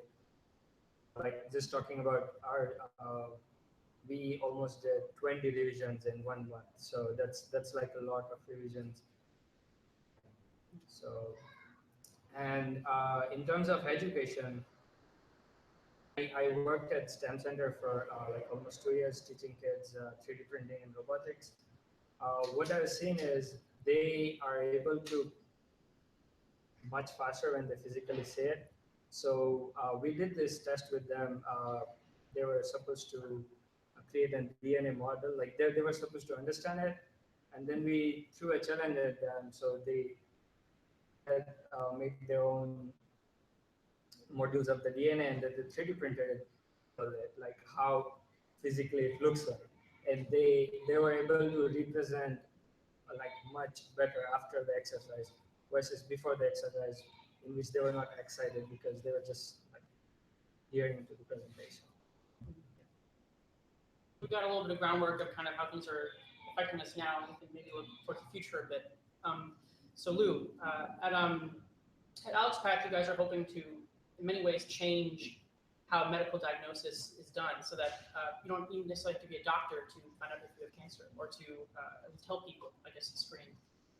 So can you talk a little bit about what hopes you have for the microscope that you're working on, and how you think it will change medicine? What we look at is the fact that there aren't enough doctors available around the world to make diagnosis. It's a problem that you're being faced in a developing nation, in rural parts of America. So it's about creating a connectivity so that you can have a lab worker prepare a slide. That slide can be shared with a physician or a pathologist or a specialist, microbiologist, somewhere else in the world, make a diagnosis. So that one specialist could be assisting multiple facilities at once, model, where you have one specialist affecting multiple regions. And in this way, we want to build a database of images, diagnosed images, that data to create better algorithms for actually making diagnosis. And what you're seeing right now is the proliferation of a lot of AI. People are doing smartphone-based AI for computer vision, machine learning. All this stuff is being possible more and more and more on smartphone devices. To position ourselves in that field as a low-cost image acquisition technique or system. So another way, not just the medical field, we're finding that access to these technologies and these resources are also changing our education. So we talked about the javelin person who watched videos and became an Olympian.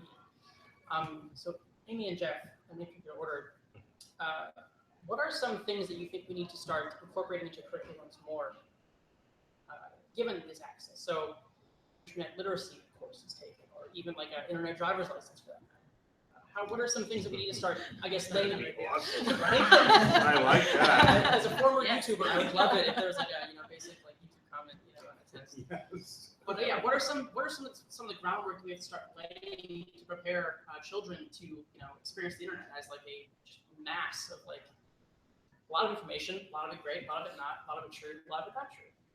Mm-hmm. Yeah, I definitely like the literacy around it is important. I think it's also important to steer them properly in the social aspect of it. I think, on, kids with YouTube channels, on Scratch, you can get followers and, build up 700 Scratch followers. It's really exciting. It's pretty good. And she's become a front page curator. It's cool stuff, but the peer groups that they can find online with shared interests, it's really great. But on the other hand, there's sort of like, not only are there like kids, not being as nice as they could be, there's adults in that space as well, and just to understand what is the good behavior in literacy. And my daughter, who also on Scratch has taught herself vector art illustration, she opened up for herself a DeviantArt profile, which is, so there's her cute Scratch art next to Game of Thrones fan art. And it's like you're 11. So it is sort of understanding the big picture of like where they want to be, and can we as creators give them more of the tools of the kinds of things that they want to be. That's a very important point. We have to continually remind ourselves that in big cities, the attitudes towards technology and even the desire for technology to be in our schools is very different from a lot of other places in this country and around the world, where the issue is not just sex and violence or predators. The issue is that your child is going to run into ideas that are not congruous with the way you want your child to think. And that creates virulent. It's super, super strong. The desire to keep the child out of that, and that excises the internet and from the picture, but also it neuters the phone, which every child eventually is going to get hold of, but then has no clue how to utilize it to maximize the potential of the tool. The other thing I was going to talk about is the issue of acknowledging, for the first time perhaps, that young people, now even children, in the case of Scratch, are projecting onto, okay, we play roles in our lives and we encounter people and we act a little bit differently toward our teacher, than toward our brother, than toward our friend, than toward our parent. Play in life. We are playing a whole new set of roles online because our Facebook persona is different from our Instagram persona, which is different from our Snapchat persona. And all those personas, which by the way, are very much alive in the imaginations of these kids, 4 hours a day, not like the role that you play when you encounter someone for a few minutes, but the role that you're playing 24 hours a day, because that persona doesn't go away. It's always presumed to be interacting with other people. And there's a level of anxiety, especially if you're away from it. So what we're encountering, the unfortunate trend that we're encountering at Starlight Runner, personae are considered play and are invalidated, can be taken away from you at the drop of a hat, given to you as a reward, treated as if they're nothing to these young people. And so we need to transition our attitudes about superpositioning. When you exist in the real, in meat space and in the digital space at the same time.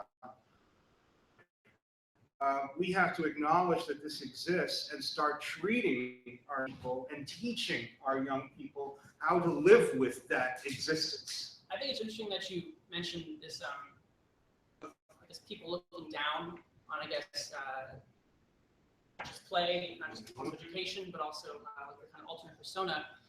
But I was thinking, as we talked earlier, about how the business model you're creating, you are going to be to train non-medical professionals and non-engineers on how to use medical equipment and to repair medical equipment. And so, how do you find that there may be pushback, or that there are some obstacles to, I guess, the public perception into the idea of like going into like a third world country or a small village and saying, I'm going to give you a cancer screening device and teach you to do what a doctor would normally do. Obstacles or some, I guess, or some obstacles that you would you think you might encounter. How would you, or how have you, given that it's your product? Sure. So when we look at working with people in the developing world in that setting, you have to sort of give them the confidence that they can service the device if something goes wrong. So we found that a lot of times people go in and they'll bring a large device, or they'll have something donated from a hospital here. They'll do a week of training on the device. And then when something goes wrong, even if it runs out of paper, no one takes responsibility to fix that device. And then they'll take a nice plastic bag, put it on top of the device, corner, until someone else comes along a year later and is like, oh my God, you got this wonderful device here.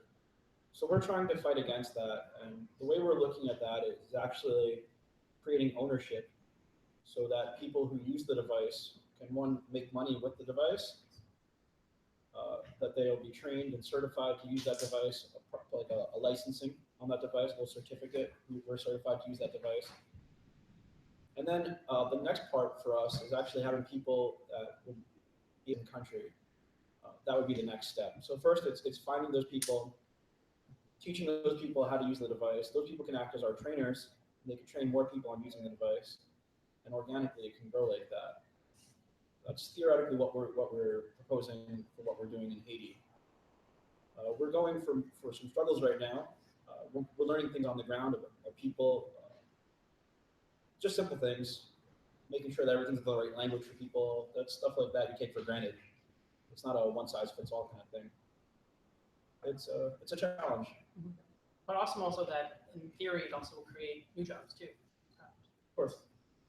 So I guess going back to kind of what we're talking about this idea of looking down on younger people, I guess, being interested in technology as toys. I have noticed that a lot of STEM resources geared towards children are treated like toys, or at least they're branded as toys. Is this a good thing or a bad thing that we are taking these different STEM resources like Scratch or like various electronic sets, and we're turning them into toys? Is that a good way to teach them to children? I think it's both. I think it's one thing that happens, and Jeff will attest to this, it's like the parents so demonize screen time for kids. Like it's just been drilled into them. Like screens are bad. Like if you give your 4 and 5-year-old a screen, you are a bad parent. and so I think to change that, I think one of the challenge of marketers and toy makers, it's just like, oh, your kid's gonna learn from it. It'll be great. And you have to really convince those parents because the messaging is so strong in media that screen time is bad for your kids.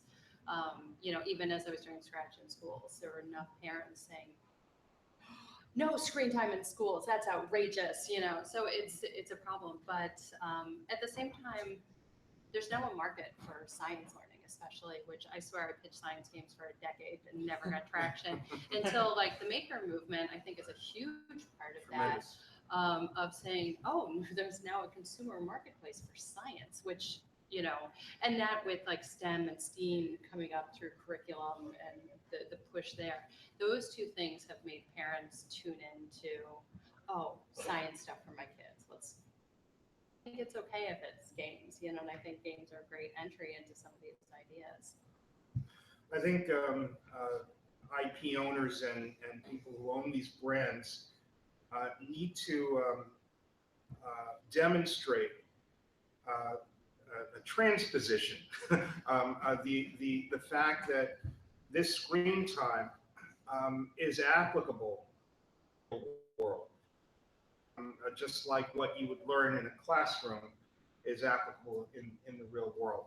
And I think that although it's true right now, Scratch, in the case of Scratch, absolutely. It hasn't been communicated clearly enough what that really means. So it's treated like a toy. And we've seen many cases where the child is told, misbehaving, we're going to take Scratch away from you. Yeah. It's like, naughty kid, no homework for you. Yeah. Yeah, absolutely. I'm explaining Scratch. Sorry, someone just asked what is Scratch. So it's a programming language that was created at MIT, like drag and drop blocks to make coding really easy, and art tools, and it's a fabulous kid-friendly coding language. Sorry. So a child could write a book report on it, or create a little mini game or create artwork using this tool set, which is incredibly versatile. Mm-hmm. Is you can accumulate a body of work in that in Scratch. That's something that is tangible and reads as something you can truly be proud of. So one thing that I noticed a lot, especially from my time back at YouTube, is this problem of empathy, I guess, through the screen, where you'll read the comments and they'll say hateful things or things that you would never say to someone in person.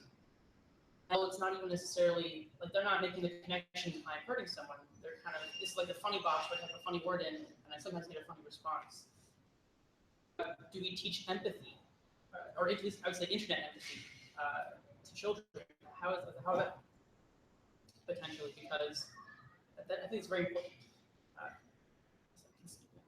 I think we have to look at where it changes. So for my observations from like elementary school age kids, when they're chatting on Minecraft, chatting on Scratch, like leaving messages for each other, positive and really friendly. Like kids are really genuinely good to one another. And then somewhere that changes, you know, and I think, I don't know, maybe you have a better idea than I do of like where that changes, but I think it's like kids, like when they're like going into peer pressure situations, maybe from your bullying or. Well, there is some encouraging signs. We've been tracking the millennial generation born in the the 80s, and then there's the after born in the very late 90s into the early aughts. So those kids are entering into adolescence now, their teenage years, and younger. And we are actually seeing a tiny bit less of that information. And here's why.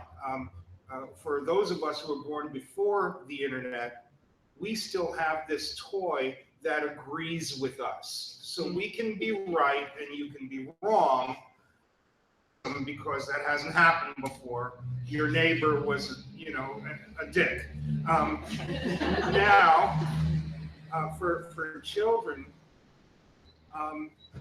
the spectrum of possibility has been laid out for them from the start because of the diversity in the internet, and now the spectrum of possibility. What gender am I? I'm fluid. I'm what my preferences are, who I want to talk to, what music I like. All that stuff has broken down a bit for this new generation. More chill. They're not going as out of their minds as the millennials and previous generations. Good sign. I'm hoping it kind of stays that way and develops into a much more receptive. So, not to get political, I can avoid it, but there is an increasing voting bloc, at least in our country right now, that is antagonistic towards the idea of facts and is skeptical of science as an idea. And so, we'll open up to the whole panel in a second, but starting off with Deval and Lou, have you come across any kind of pushback in regards to this idea of like bringing in, technology to other countries or other places and kind of being like, trust us, this thing will, help you? Have you encountered any kind of like superstition or, I guess, distrust of like science and of the education of like communities on how to like screen for their own different, cancer? I mean, in our like studies right now, we haven't encountered like such like ignorance or superstition. But speaking about my experience, I did my schooling in India and I came here for my master's. So, the thing is, parents are like they're always worried about their child's career, and they force them towards like say certain profession, like choose this profession and you will be good in your life. They want their like they think good of their child. But sometimes, I mean, sometimes child wants a different thing, and parents will be slightly superstitious because of their religious concerns and things. So they don't allow their child to go on and pursue those careers. But I have some friends of mine who still self-taught themselves, and after figuring out, okay, I've done my schooling, I went to such and such school, and then they force their parents like this career is good for me, so they eventually lend themselves to a right spot. Uh, but I've also seen some students self-motivated, right?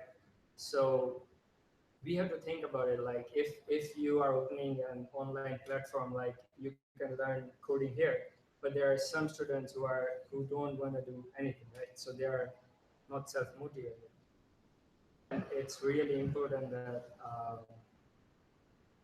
parents at least try to put them into different scenarios, keeping on the superstitious on the side, and they can go on from there.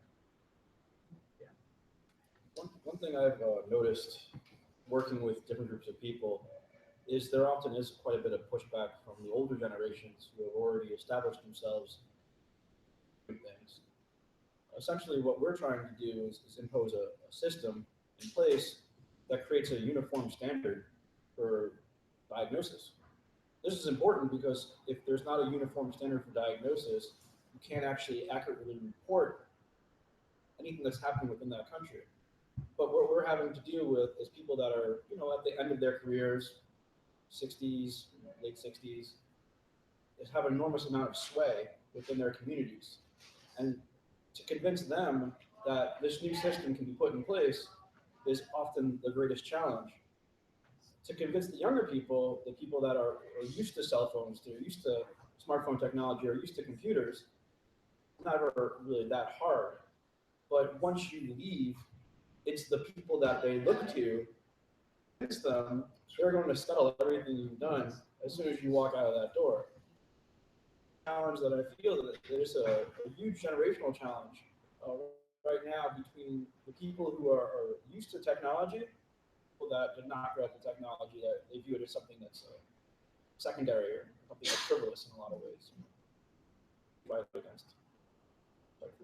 So it seems like at least it's an optimistic trend or arc that I agree. it's definitely seems to be getting better, which is nice. But as content creators, what would you say could be done to maybe speed up this kind of collective consciousness, this idea that maybe science can be trusted, or at least objective facts can be trusted? Because I think something that definitely something that definitely came up a lot in my time making science videos or now making history videos is kind of I'm always worried about, like, I'm saying something that's objectively true, but there's a group of people that who might not like that, will get angry regardless. And how do we start to kind of push back, or at least soften this ironclad resolve? No, facts bad, science is bad. It's my gut. That's what matters. One of the things my game company is really focused on, anytime we do something, whether it be for a client or our own work, is like increase a child's curiosity. Particularly in our scavenger hunt apps, like, can they go out and be curious about the world? Because when you talk about like voters, if say I saw a voter being interviewed saying, could anything change your mind? They say nothing can change our mind. Like, that shows to me like a real lack of curiosity about the world or scientific thinking. So if you get kids early on being curious individuals, or just caring about like science or new discoveries and like the next new thing could be around the corner that opens up a new way of thinking for you. I like the idea of branding it not as like teaching them science, but teaching them curiosity. That's a very neutral and positive, I think. That's very interesting. I like that. Yeah, absolutely. That popular culture remains an incredibly compelling force in young people deciding what they can be and who they can be. In the late 60s, early 70s, Captain Kirk had a lot to do with my sense of curiosity, my sense of the journey. We've been working in the Middle East and North Africa a good deal in recent years at Starlight Runner. We are noticing a kind of network of young people who were exposed to the culture of immigrants who were brought to that region to build their cities. So, if millions of Filipinos come to build your cities, they're going to come with their Japanese anime. And so Japanese anime is becoming super popular in the Middle East and North Africa. And these kids are not settling for crude translations of these videos. They want the real thing. So what do they have to do? They have to leave the semi-walled off community of their nation's internet and go and teach themselves Japanese they're moving outside and being exposed to the greater internet of the world when they really had no reason to, and therefore were inculcated by their culture and the limitations that were imposed there. That curiosity moves them from Japanese anime to Doctor Who to Star Trek to everything else, and makes them think that there are all kinds of possibilities that can be pursued. And so someone from Egypt can have the same inspiration that I did and pursue things that are outside of the 5 different kinds of jobs that are being imposed on them by their parents, which you were just talking about.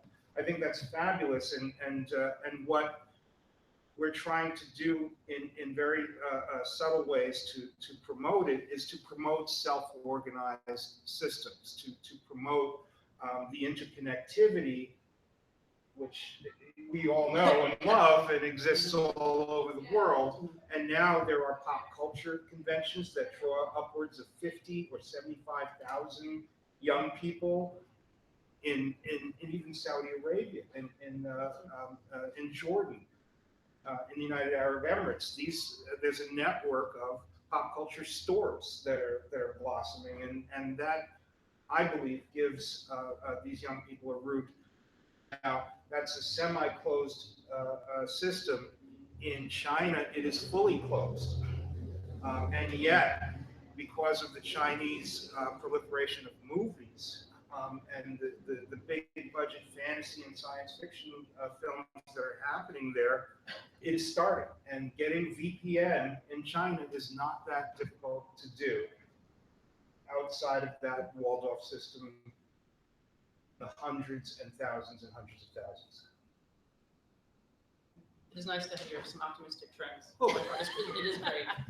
So I think I'll bring it back now, right here in New York City, and I think we should talk a bit about, is there a point where maybe oversaturation of either resources or information is damaging? And I think a great case study to think about are the New York City internet kiosks, which are currently being neutered to no longer include Wi-Fi. Is there a point in general, do you think, in which oversaturation is a problem, or how would we prevent that problem? But also, specifically in regards to the city here, these kiosks, for those who don't know, and those who are watching in New York City, former telephone payphone booths, kiosks, where you can push a button to call 911, and they've got a tablet on them where you can search the web. And so it was basically providing free internet access to anyone on the street, but most importantly to people who could not afford internet on their own. And they are now, as I said, kind of stripping away the internet aspect of it because many people were congregating around them and doing very adult, profane things in front of them, which is to be expected. But the question is I guess the problem of public masturbation in front of internet kiosks, is that a price worth paying for widespread free internet?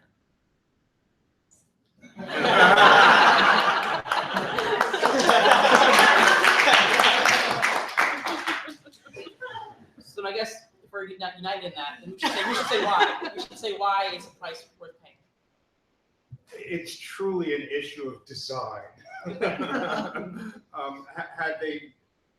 It always astounds me that people design things not to consider the possible thing that could happen with the object, especially in New York City. I believe we've goofed up, and we're going to move into a new design sensibility and bring the internet back. You can't just cut off the internet to these things. Yeah, well, access is really important. I mean, as we get access, like it's water now. It's like everybody needs it in day life, and I think Wi-Fi in the subways is great, and the things of like getting it to more people. And that's here in the city, obviously. Like in rural areas, it's like a whole other problem.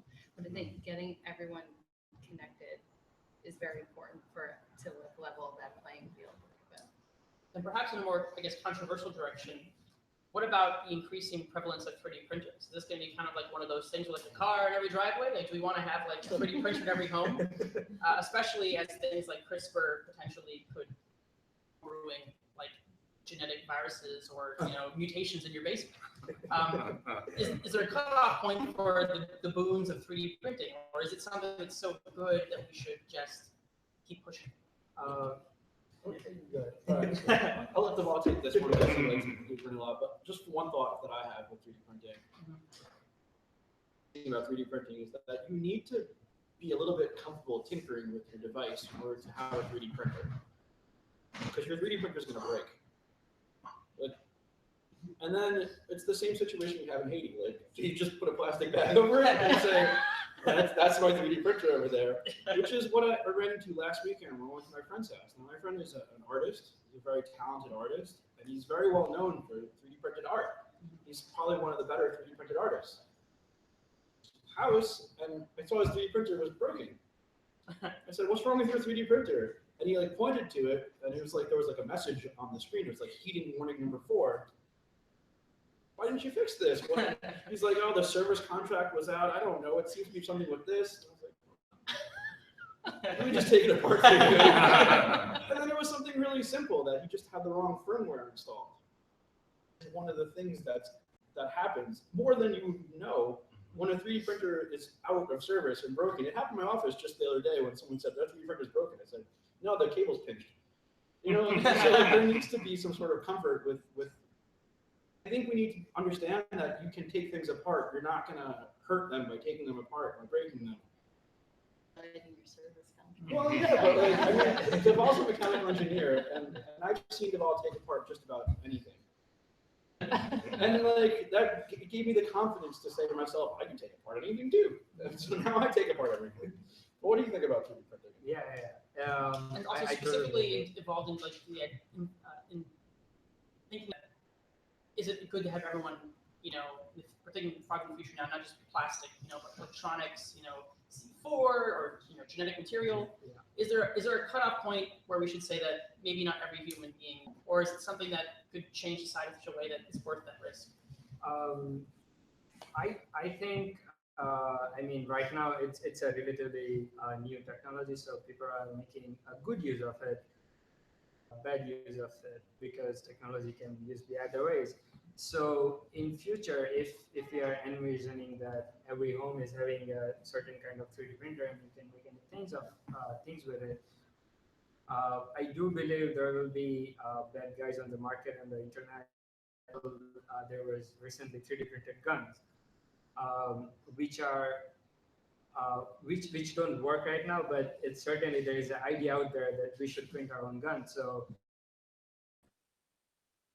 surely people are going to do it. So I do believe there should be some kind of regulatory effort to prevent these kind of situations. But having a 3D printer in each home is better because it gives you to your own things, tinker it, learn new things, and you can proprietary, right? So there will be a whole issue with this proprietary technology, these multinational corporations to use their devices, right? They don't, so they force you kind of, because you will not go out there and create your own smartphone. In future, you might be able to get your own design build and you can use it. In those regard, it opens more gates and it gives you a freedom. That's a really good point. I had not considered the freeing yourself, I guess, from like the market in terms of what to throw. Yeah, it's very interesting. I guess a potential counterpoint, I'll post it to the storytellers. So I don't know if anyone's read the book Wool or Shift, but it's this kind of dystopian sci-fi future where they live below ground, and they live in a very ordered society where people have very specific tasks, and they all meet each other for their tasks because I guess the powers that be decided that you need your neighbor for something, you're going to tear people apart.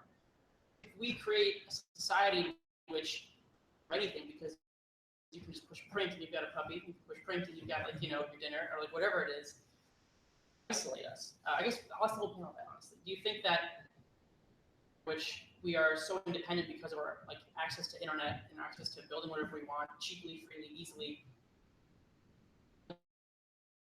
will we attention? I mean, attention. Will we just crave connection? We'll find ways through it anyway. He gives us the crazy questions, Yeah, but right. he opens it up to Yeah. you. You have to suffer too.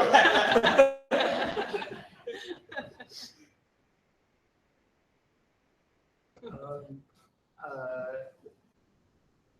I think basically if like everything is open and you can just create. But when you talk about things possible with 3D printing, I think even if you start replacing, there will be still way more which you cannot do with 3D printing, right? So it's kind of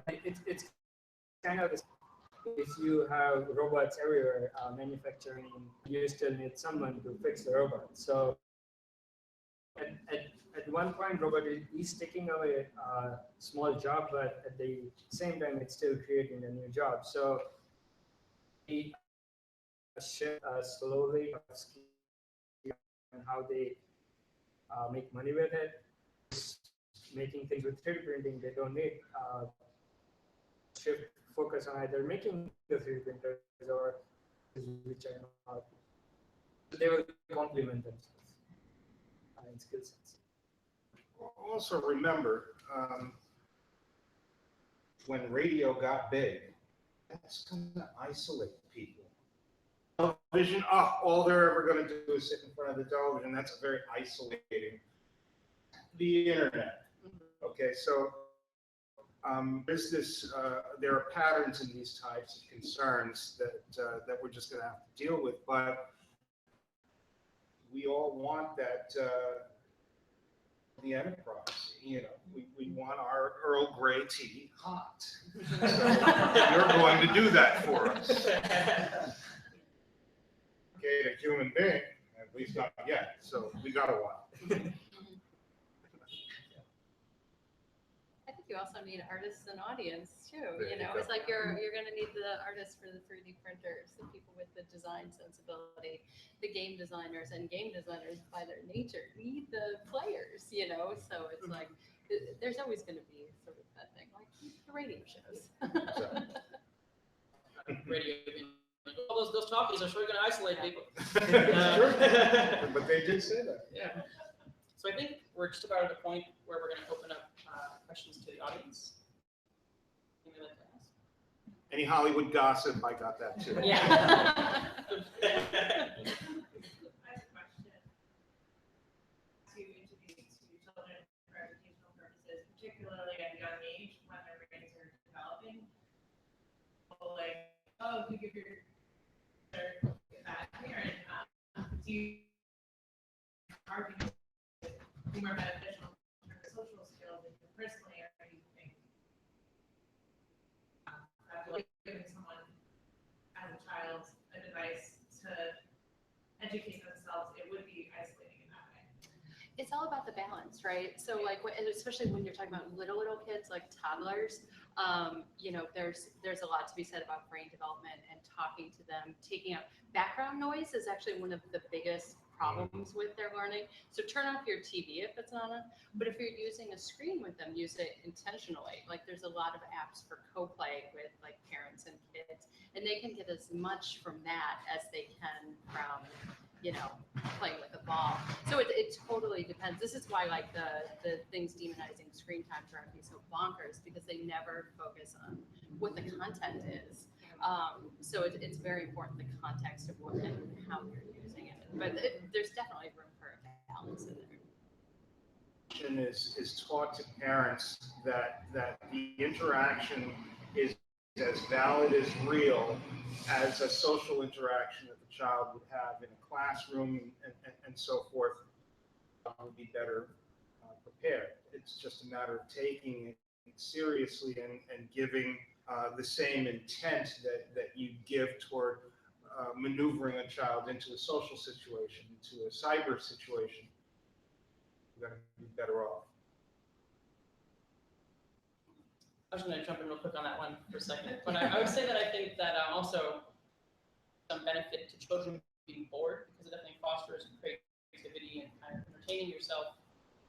What we're talking about in regards to your intentions, like do you turn on the TV and leaving is a problem, and giving an iPad to a kid and leaving is a problem. Time for a parent and a child to do something together. Like I've seen a number of fantastic games designed to be played with a parent and child at the same time together, or like in generally, you get that social interaction. Also using a screen to facilitate things that you couldn't physically do, like go to whatever that would stimulate your child.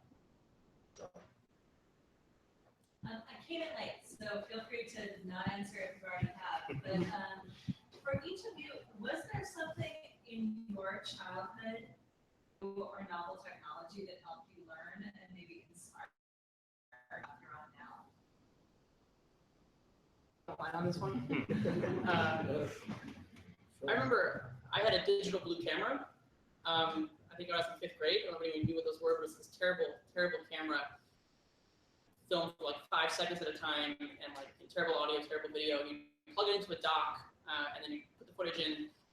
And you could put all these cheesy effects on it, like explosions that were like purple or whatever, or like any kind of dumb effects. And I made a bunch of like nonsensical films with that dearly.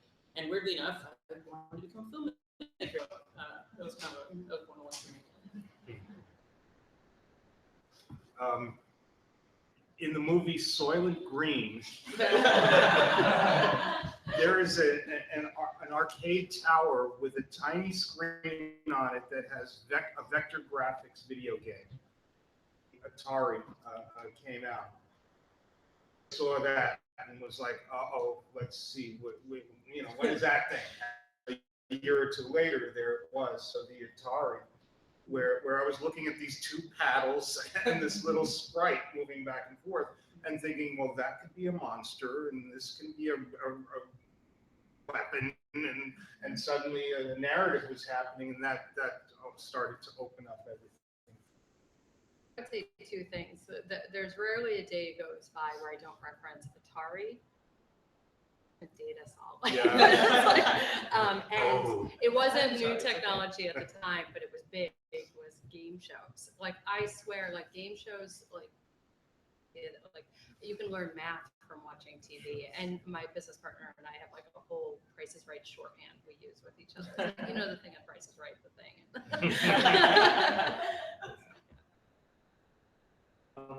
In my childhood, if I think of I used was my dad's accountant's computer. Playing, basically, I got access to games, and that's what excited me. That I can play games on it because there's less screen time for you. So I still don't watch TV. Yeah. So so that computer got me motivated and what's inside, and then I started opening up toys. As an engineer, but yeah, there was.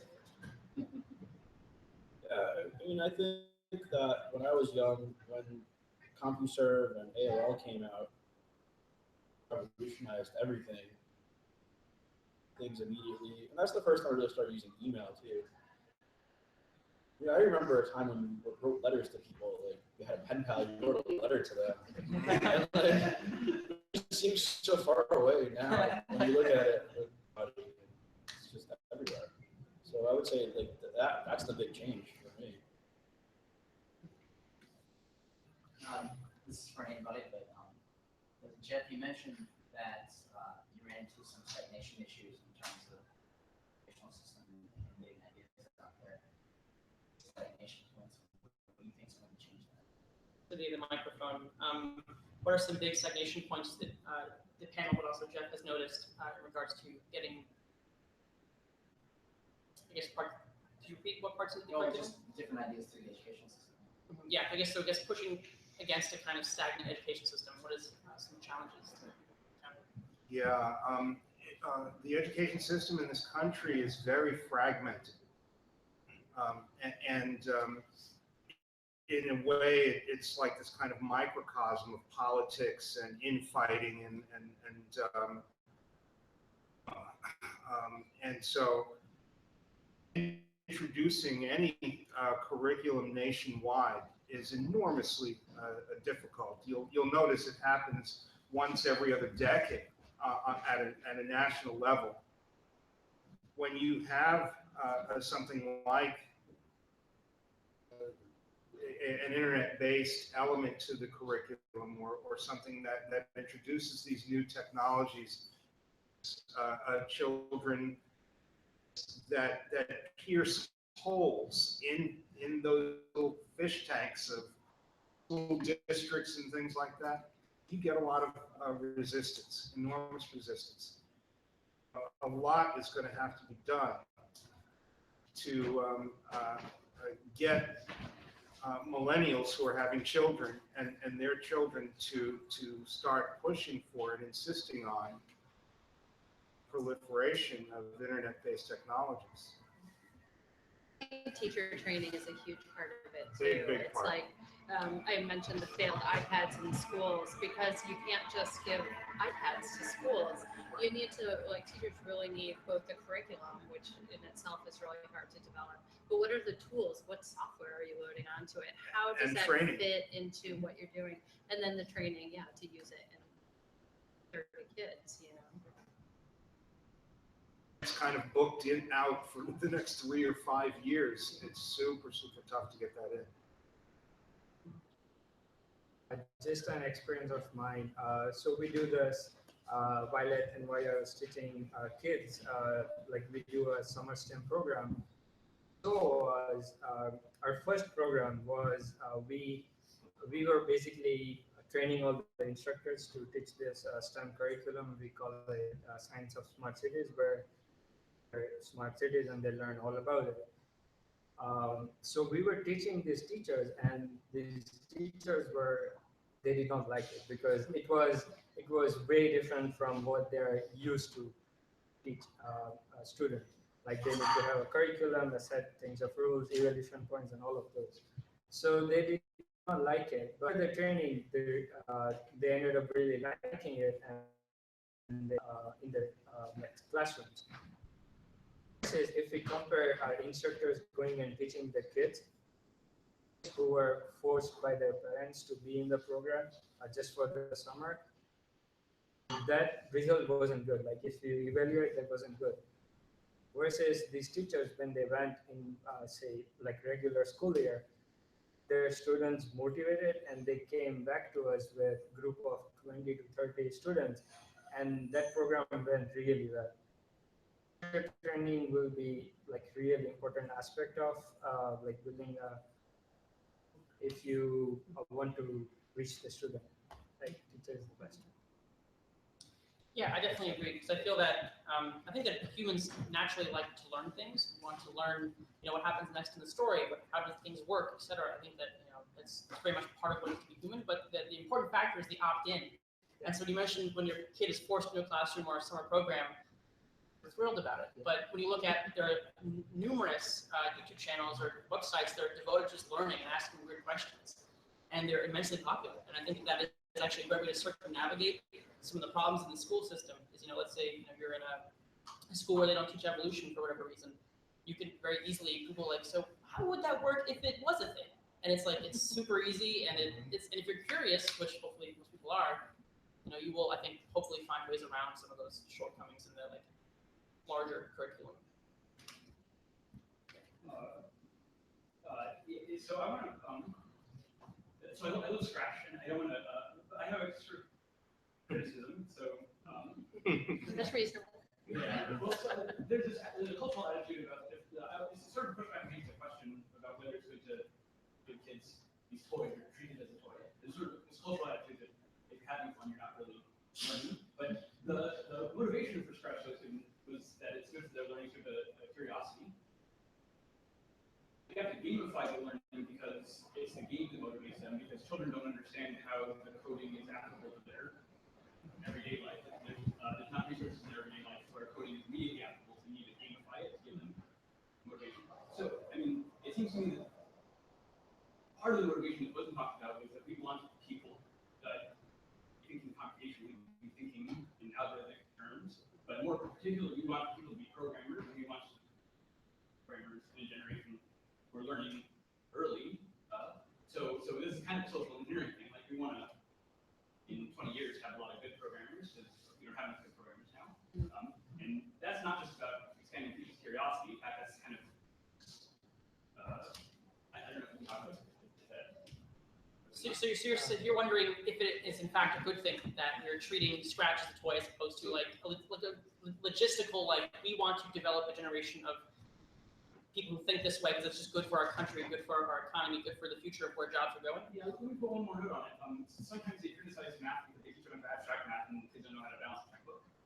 Well, maybe the artist who is the 3D printer knows pretty well how to program in a general sense, but can't fix the.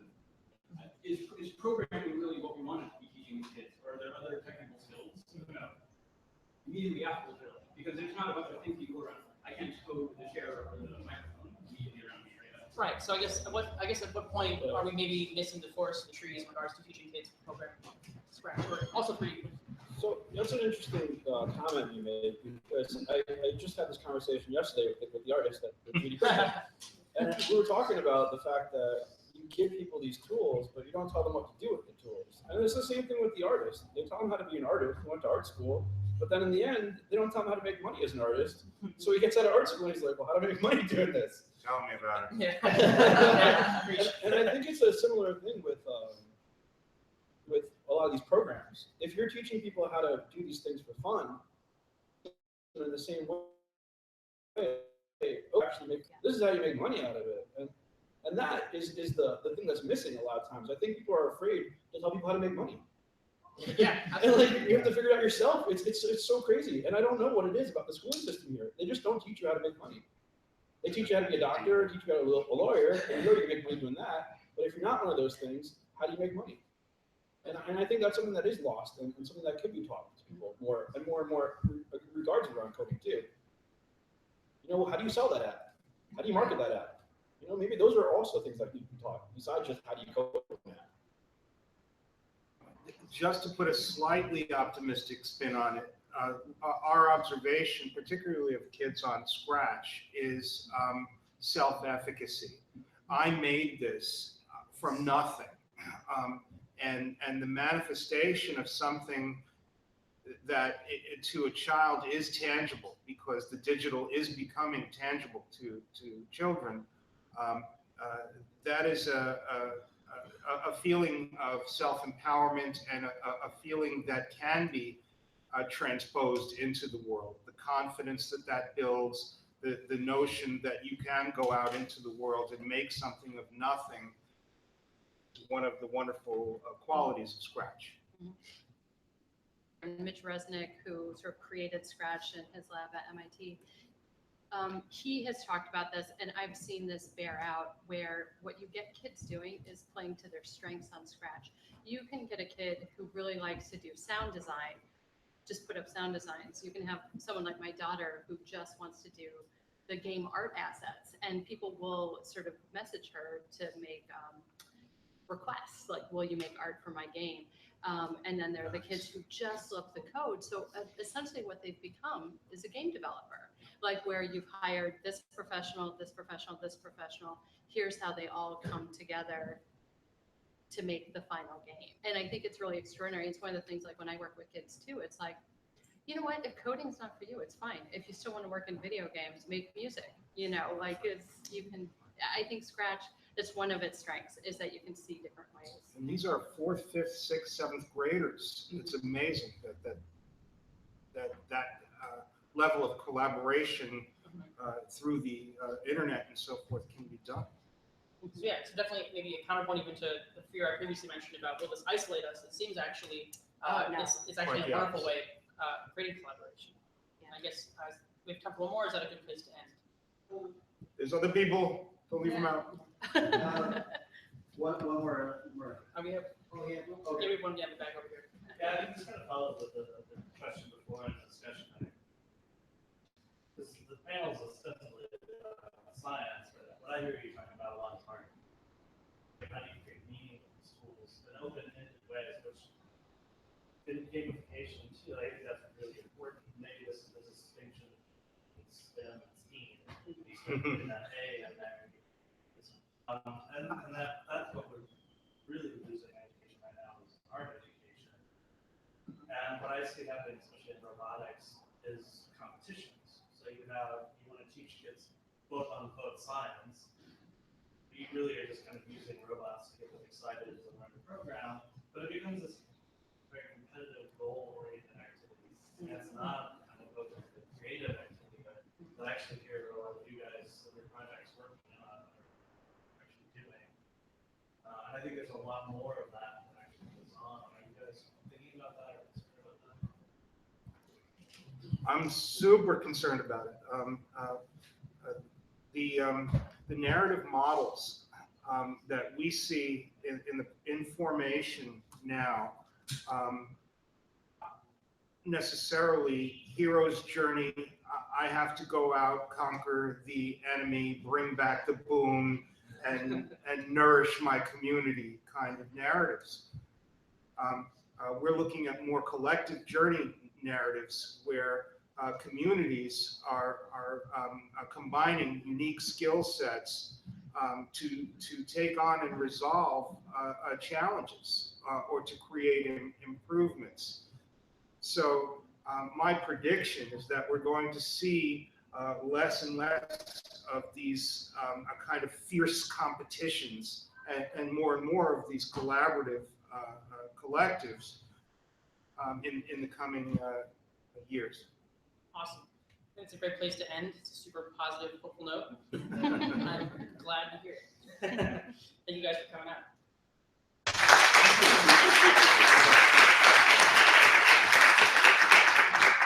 All right, so everybody here in the room, and hi folks at home. I'm Caitlin Burns. I'm a co-founder of Paxlaria, and I'm moderating the next panel. We're going to be starting up again in 10 minutes. So go to the bathroom, get a bite, come back down in 10 minutes, and we'll be starting storytelling in communities. And for you folks at home, check out paxlaria.net for our launch issue of the publication that we're putting out now. 5 great op-eds, editorials, and fictions ready to be in your mind and in your hands while you wait for us to start back up again. At Jeff_Gomez, Twitter. At Jeff_Gomez. It's all It's up all there? I should never have done it. My monkey's got a scavenger hunt.